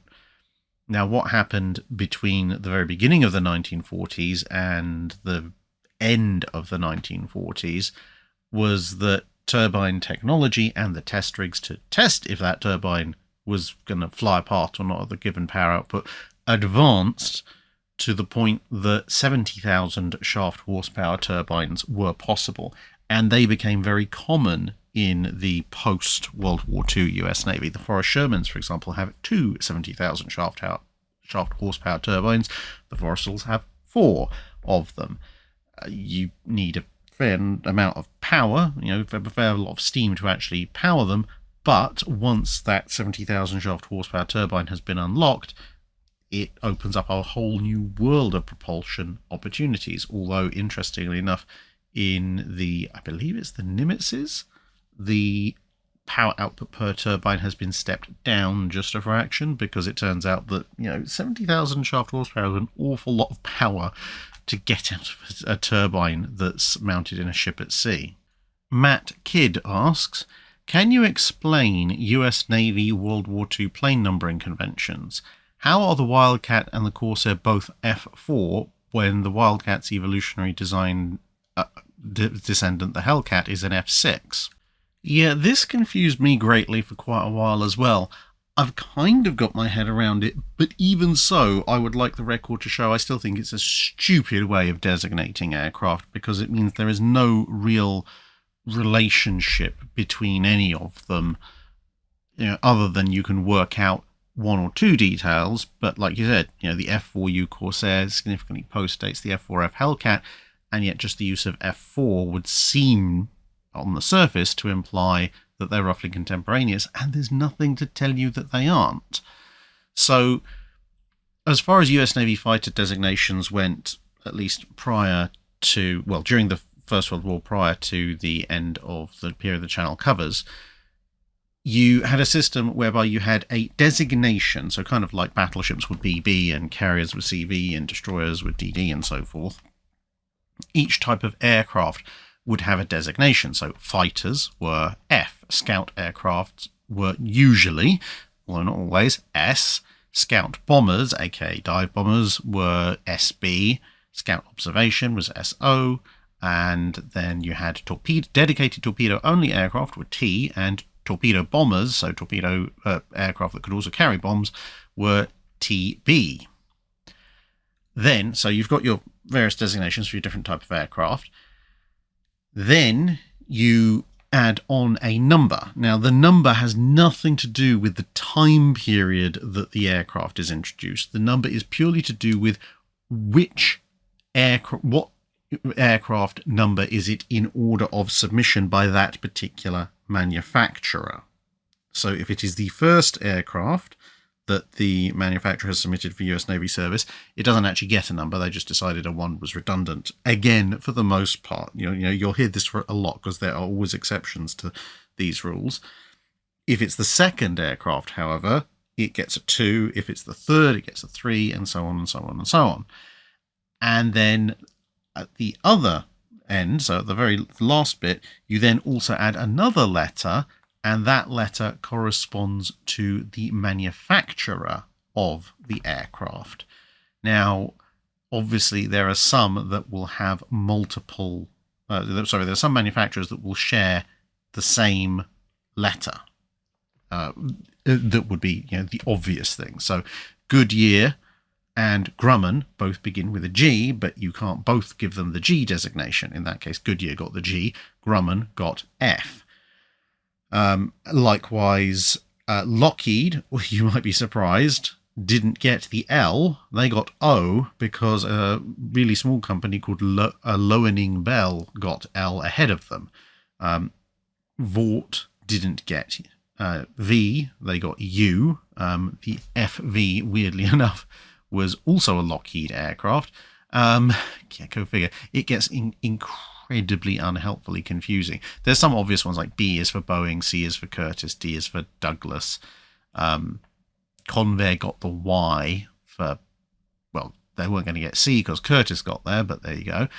And so you put all of this together, and what it tells you is the type of the aircraft, how many aircraft of this type has that manufacturer submitted to the US Navy previously, and who the manufacturer itself is. So F4F means it's a fighter, and that it is the 4th fighter aircraft that has been submitted to the US Navy by Grumman. And yes, that means there was an F5F between the F4F and the F6F, but the Skyrocket didn't really go anywhere. Well, it did go lots of places, just not into active service. Quite the nippy little thing, actually. And so that's why you get the SBD, the Dauntless, because it's a scout bomber. It's the first scout bomber that Douglas has submitted to the US Navy, so technically it should be SB1 Dauntless, but as I said, they didn't use the 1, so it's just SB. D for Douglas, SBD. It is pure coincidence that its notional successor, the Helldiver, was the SB-2C, because it's a Curtiss aircraft, Scout Bomber SB. It's 2 because Curtiss had actually already had an SBC in service, unhelpfully also called the Helldiver. So if someone says SBC Helldiver, that's actually a biplane. SB-2C Helldiver is the one that was supposed to replace the Dauntless. And similarly with torpedo bombers, TBD, the Devastator, that is the first torpedo bomber submitted by the Douglas Company. TBF is the Avenger. TB, torpedo bomber, no one because it's the first one. F is Grumman. But then that annoyingly gets to the point because when you start to get aircraft manufactured by multiple companies, because it's a common aircraft the US Navy wants, like the Avenger, you can have a TBF Avenger, which is a Grumman-made Avenger, and you can have a TBM, which again is one of those unhelpful rule breakers because previously there'd been a TM, a T2M, a T3M, a T4M, a T5M, and a T6M. Those were all made by Martin, but they decided no, for TBs, the M designation is going to go to General Motors. So TBM Avenger, not made by Martin, but instead made by General Motors. Meanwhile, in the Scout aircraft, Martin did get the M, but they got it the other way around. They got the MS instead of the SM, and onwards it goes. And so that means that if a company's brand new to the field, they might be submitting an aircraft that either is no number designation or just a 2 designation, but could be really advanced. So, for example, the F-2Y, the second Convair fighter, is the Sea Dart, that one that was on water skis, jet-powered delta wing thing. Meanwhile, you have the wonder that is the F-13C, so 13 instead of 2. That's a Curtiss-built aircraft, but it's a parasol wing monoplane from the early 1930s. And then extra unhelpfully, just to throw an extra bit of chaos into the mix, when I mentioned, aircraft manufactured by different companies, so the F4U Corsair, which you mentioned in your question, that was also produced not just by Vought, but by Goodyear and Brewster.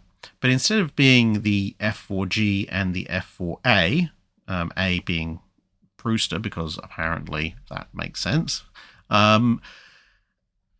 instead of doing that, which would at least lend some commonality and let people figure out that they are the same aircraft just made by different manufacturers, the way that you have the TBF and the TBM, they are in the Corsair is the FG, because Goodyear had never built a fighter for the US Navy before, and it's the F3A because Brewster had built 2 fighters for the US Navy before. So when you look at that, it's even less helpful. So yeah, there is a logic to it, but it is a stupid logic. Dylan Bartlett asks, I've heard a fair amount about naval guns in land service, but what about land guns in naval use? It seems like it was mainly the French with guns like the AC-47 anti-tank gun and the Canon de 75, I can't remember what 75 is in French, Model 1897. What other countries used land guns and how effective were they? As a very broad thing, it basically didn't really happen. Even with the Canon de 75 Model 1897 and the AC-47, they still had to make new variants for naval service. And that it's broadly across the board for 2 primary reasons. Firstly, the sea is an unforgiving mistress, especially when it comes to weapons made of ferrous materials. They tend to rust a lot. That's why a lot of the early seagoing cannon were bronze. Also the fact that bronze didn't kill you quite as often as the early iron guns did. But nonetheless, what this means is that by the time you're looking at the late 19th and early 20th centuries, then you are looking at a period where naval guns have some rather specific requirements to minimize, not eliminate, but significantly reduce the amount of rust and corrosion that they're going to experience. And that can be everything from just making the majority of the gun out of slightly different steel, all the way through to complete coatings like chrome coatings for submarine guns and so forth. And these procedures are largely expensive and unnecessary in land-based warfare. There's a minor subsidiary in the fact that, at least in the time period the Channel covers, a lot of land-based artillery is also significantly shorter barrel than naval artillery, but that really is kind of a thing only from late 1890s through to the end of the time period the Channel covers. But leaving that aside, the other really, really big problem, quite literally, is caliber differences, because what to a land-based force is a pretty big hefty gun, to a seagoing force is a joke. And what to a seagoing force is a nice big gun, to a land-going force is generally, excuse me, we didn't call for the super heavy artillery. Now, granted, the massive siege mortars and the Dora cannon that the Germans invented are some of the largest, if not the largest, artillery pieces ever deployed, and they are land-based, but it broadly holds, because if you think about it, you know, the 88mm, for example, in land-based use, it's obviously an anti-aircraft gun, and I mean the 88mm actually has a really interesting sideways back and forth story with land and sea use. Originally the 88mm was a naval caliber, then it was developed as an anti-aircraft gun in World War I for land-based use because it shared a caliber with the naval gun but wasn't specifically a direct clone of it. And then you had 88mm naval guns and 88mm land-based guns in the interwar and World War II periods, and there the twain shall meet.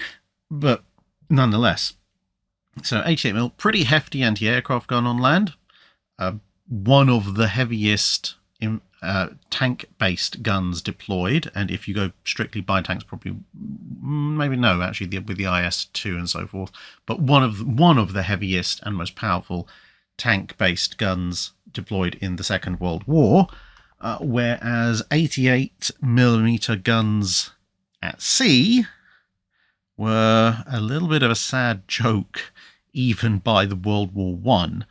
They hung around a little bit in the interwar period as anti-aircraft guns, especially on smaller ships, but even for anti-aircraft use, if you weren't an autocannon by the Second World War, the German Navy much preferred the 105mm, which in, again, naval terms, a 105mm, a 4-inch, is either a destroyer main weapon or, on the smaller scale of heavy anti-aircraft artillery, on land a 105mm is light field artillery.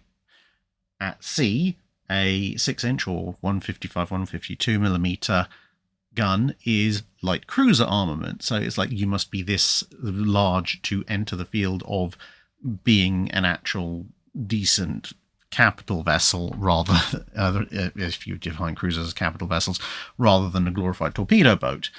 On land, 6-inch artillery is usually the standard for heavy field artillery. At sea, the 203mm or 8-inch gun is heavy cruiser armament. So, oh yeah, now we're talking somewhat serious weaponry. On land, if someone's broken out the 203mm artillery, something has gone horribly wrong. Like you're in the middle of a total war, and you might have them in, ones and twos. Whereas at sea, it's like, well, if you're not armed with at least 8 of them, are you really seriously thinking you're a heavy cruiser? And yeah, once you go past that, long-barreled 10, 11, 12, 14, 15, 16 or 18-inch guns, essentially, unless somebody's brought one ashore to act as a super heavy artillery piece, basically don't exist on land. What guns there are of that kind of size tend to be extremely short barrel mortars. Again, obviously Dora being the exception. And so there is something of a divorce between the two. Now, there is a little bit of crossover, obviously, in the lower end of destroyer armament and anti-aircraft artillery, and then in autocannon terms as well, 40mm, 20mm, 37mm, that kind of thing.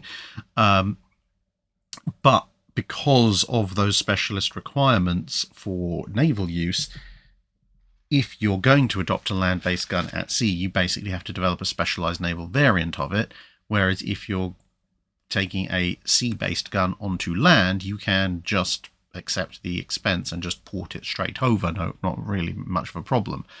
And to a certain extent, the same thing even holds true in the age of sail. A 32-pounder is, okay, it's a heavy cannon, but it's fairly standard armament for ships of the line, first through third rates, in the classic Age of Sail. But a 32-pounder cannon outside of a siege situation in a land battle? Pretty much unheard of. Andronor asks, it's been mentioned before, when Germany didn't have shipyards capable of producing large numbers of ships to challenge the Royal Navy, was there any reason why Germany would not have been able to have Italy use some of their shipyards to increase that output? There are a few problems with that. Firstly, the number of large slipways that the Italians have is somewhat limited, and they're mostly occupied building Italian warships. Another issue is, of course, if you launch a ship, then you better hope it's peacetime, because even assuming that you can launch, fit out, and commission the thing in the Mediterranean, it's then got to make its way all the way around the Mediterranean, through the Straits of Gibraltar, up the Atlantic, and then through the Channel to Germany. So if you're planning on war breaking out anytime soon, probably not the best bet. But long before you get to anything like that stage, you have a much larger issue, which is that even assuming that you can find Italian shipyards that have space, and admittedly if you're building cruisers or destroyers or something like that, that may be slightly easier to do, you've then got to get all of the machinery and equipment to Italy, because whilst the Italians can build the hull, and they work in metric the same as the Germans do, unless you want a ship that's equipped with Italian guns, Italian fire control systems, Italian engines, etc., all of which you will then have to rely on Italy for spares for, you are going to have to find some way of transporting the ship's turbines and boilers, or diesels if you're going with that option, all of the ship's guns, the spotting equipment, etc., etc., etc., to Italy, to be incorporated into the ships that are being launched and fitted out and commissioned there. You could, again, in theory, go for the hull launch only option. You're still going to have to get the machinery there, because the machinery has to go underneath the armor deck, and you're still going to have to work out a way of getting at least the deck armor plating there. So that's all going to be, I mean, it's doable, but especially with the boilers and the turbines, that's going to be an impressive logistics feat. And yes, at that point, in theory, the Italians could build your hull with your machinery inside, and then if you really fancy taking your life into your own hands, you could then tow the hull for fitting out in Germany, which would obviate the problems with bringing in the really heavy armor for the armor belts and the conning tower, although you'd still have to put the barbettes in place before it launched. The guns and all the ancillary systems like the electrical generators and communication systems, fire control systems, all of that stuff could be mostly fitted out in Germany. But, well, if you want to tow a completely unpowered and unmaneuverable deadweight across the Mediterranean, through the Strait of Gibraltar, up across the Bay of Biscay and up through the Channel, then, well, you're a braver man than I am. So, yes, in theory, something of that nature might be possible. In practice, the logistical issues are almost insurmountable. Rodney McCoy asks, Drac, I was wondering if you knew of any incidents in the Age of Sail that mirrored the Battle of Samar, where hopeless odds were somehow overcome by a much smaller force that consisted of weaker ships versus a superior force of more powerful ships. Weirdly, sort of relatively common in the Age of Sail, both on a very small scale, i.e. single ship engagements, where ships that have no right to be defeating a ship much larger than their own actually, manages to. So Cochrane in Speedy versus the frigate El Gamo, for example, that's a massive lopsided engagement, which if it didn't happen in real life, if somebody, randomly mentioned in an online discussion, well, I think a little British sloop, an unrated vessel, could go up and beat a fifth-rate Spanish frigate, people would be laughing you out of the room. They'd be saying, no, that's completely ridiculous. You're just being massively nationalistic and biased, etc. except that Speedy actually did go and do that. But then on a larger scale, you also see this, and I think in part that's because in the Age of Sail, I mean, that's not to say that crew skill doesn't matter in World War II, it absolutely does, but there's a lot of technological multipliers that go into things. So, you know, whilst, for example, the Samuel B. Roberts and the Johnston had exceptionally good crews, they also had a radar technological advantage over their opponents, and of course, despite the fact they were very small ships, they had torpedoes, which could make even something like Yamato think twice about getting too close. Whereas back in the Age of Sail, you know, you had a ship, it had a certain number of guns, those guns fired a certain weight of shot, and your enemy may or may not have more or less guns than you. They may be bigger or smaller than yours. But once you've worked out that particular ratio, unless one ship or the other is exceptionally poorly handling or really, really fast and agile, broadly speaking, it is absolutely down just to the skill and tenaciousness of the individual crews. And that means you do get a lot of victories that are extremely lopsided on paper, maybe not necessarily to the point of Samar all the time, but quite often that is the case. So, for example, the Battle of the Nile, the British are technically outnumbered, albeit in terms of ships of the line, they are approximately equal number. But when you look at the British fleet, it's all 74s, with the exception of the Leander, which is a 50, and the French fleet is made up of a mixture of 74 and 80 gun ships, and of course has the Orient, which should be an outside context problem with its 120 guns, and yet it's the British who win. And, you know, various other large battles like that, where it pretty much just comes down to crew training. You know, you can have a smaller fleet with less firepower, but if your crew are significantly better, you can pull off a win. The interesting thing, of course, is when you have fleets with approximately equal overall crew skills and leadership skills, which the First and Second Anglo-Dutch Wars are pretty good examples of for the most part, then very often, if you look at the results, it will at that point just come down to who has the more ships and the more guns. There's an almost, not quite, but almost perfect correlation in respect to who wins which battles in the Anglo-Dutch Wars, just relative to firepower and numbers. And that's because the crew-command capability is largely, not entirely, but largely approximately a wash. And finally, PS2 Turtle asks, "Hi Drac, hope you're doing well." Well, I'm awake. In your SMS Goeben video, you mentioned that there was a plan to keep the ship until 1945, after which it would be replaced with a ship of a similar size. I couldn't find any reference to such a plan and was wondering if you could expound on this. And also, what do you think such a ship would have looked like? So all of this came about because from the middle of the 1930s onwards, the Turks were getting more and more worried about the growing belligerence of the Italian Navy in the Mediterranean, and they wanted to have ships to counter this, but it was fairly clear to them that although she was still a relatively large and powerful ship, Yavuz was a little bit past it, and also not necessarily entirely suited for the developing strategy. So initially, the Turkish Navy had looked at essentially coastal defence, refortifying, remilitarising the Dardanelles Straits. That's where we get the Montrose Convention in the mid to late 1930s from. So, coastal guns, minefields, small craft. But as time went on and they got more and more worried, they also began to look at developing a seagoing, at that stage, navy.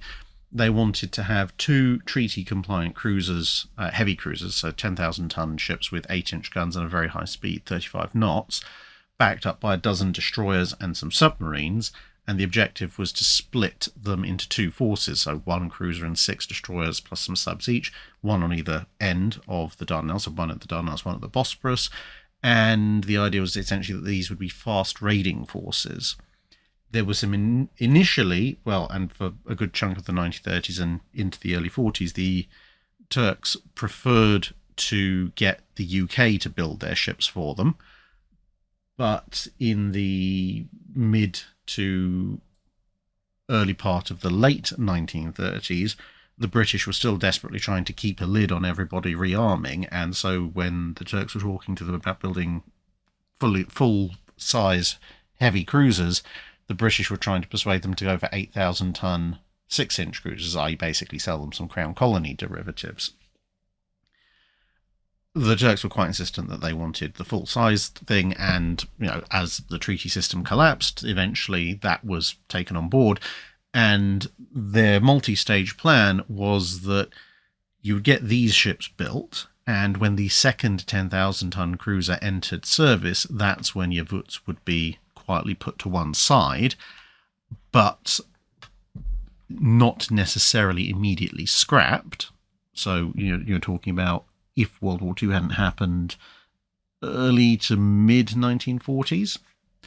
And then the idea was that they would look at commissioning a 23,000-ton vessel, which would be completed at some point probably in the early 1950s, at which point it was a little bit unclear with their plans, basically whether Wuts would be in extremely deep reserve, i.e. mothballed, during the period from the second cruiser entering service to the commissioning of this 23,000-tonner, or if it would be scrapped at some point along the way as basically being irrevocably out of service. So the 10,000-ton ships, it's relatively easy to work out probably what they would have looked like, simply because, well, there's only so many variations you can do on 10,000 tons with 8-inch guns and 35 knots, unless you want to break the treaty limits.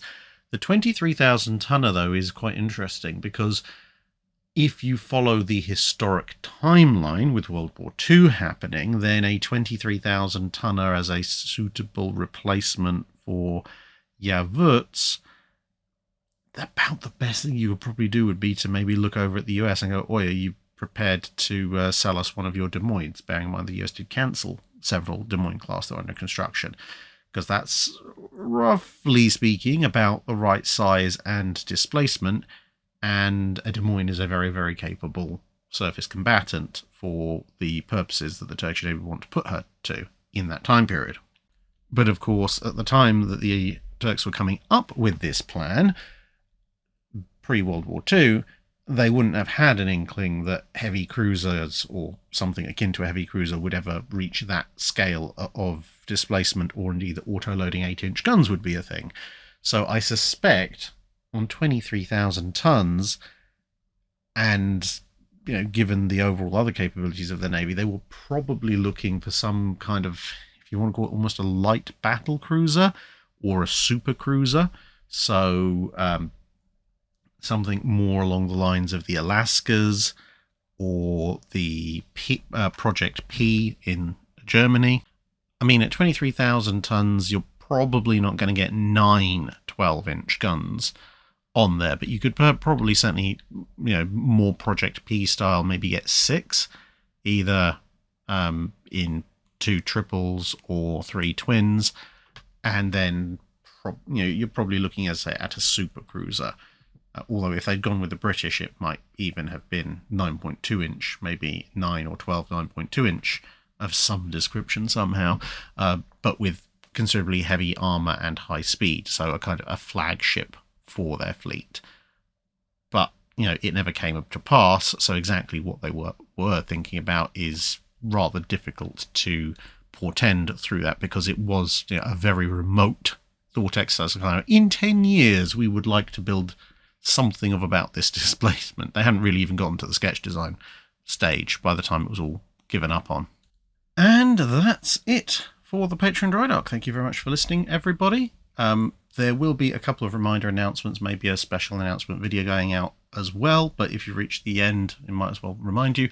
You may have seen the community announcement as well on community posts on the channel, but I will be at the Navy Yard in Pennsylvania, or Philadelphia, for looking at USS New Jersey in Drydock on the 25th and the 26th of May. And there are tickets available, but there are regular tickets available on the Battleship New Jersey website if you want to do a dry dock tour. They do still have a number available, so you can go with that. You get to keep your commemorative hard hat, so there's something to take away as well as fond memories. But they also have some premium tickets, which are dry dock tours either with Ryan Szymanski, curator of the Battleship New Jersey Memorial and Museum, and specifically on the 25th and 26th with me. Now, those tickets are a little bit expensive, granted. I don't set the prices, and also I don't get paid from them. All the money goes straight to the ship for helping with the renovations. So if those do interest you, then go and have a look. One ticket or the other, one, you get to see the ship in dry dock, whether it's with me, Ryan, or one of the other tour guides, and you're helping preserve a bit of history. And if I do see you there, fantastic. And hope to see some of you there. I might hopefully maybe be looking at a fan meetup, maybe one of the evenings on Saturday or Sunday. We'll have to see.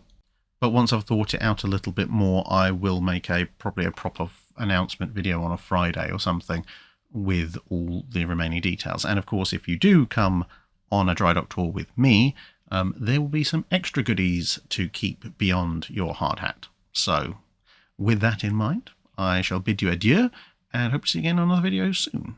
Bye.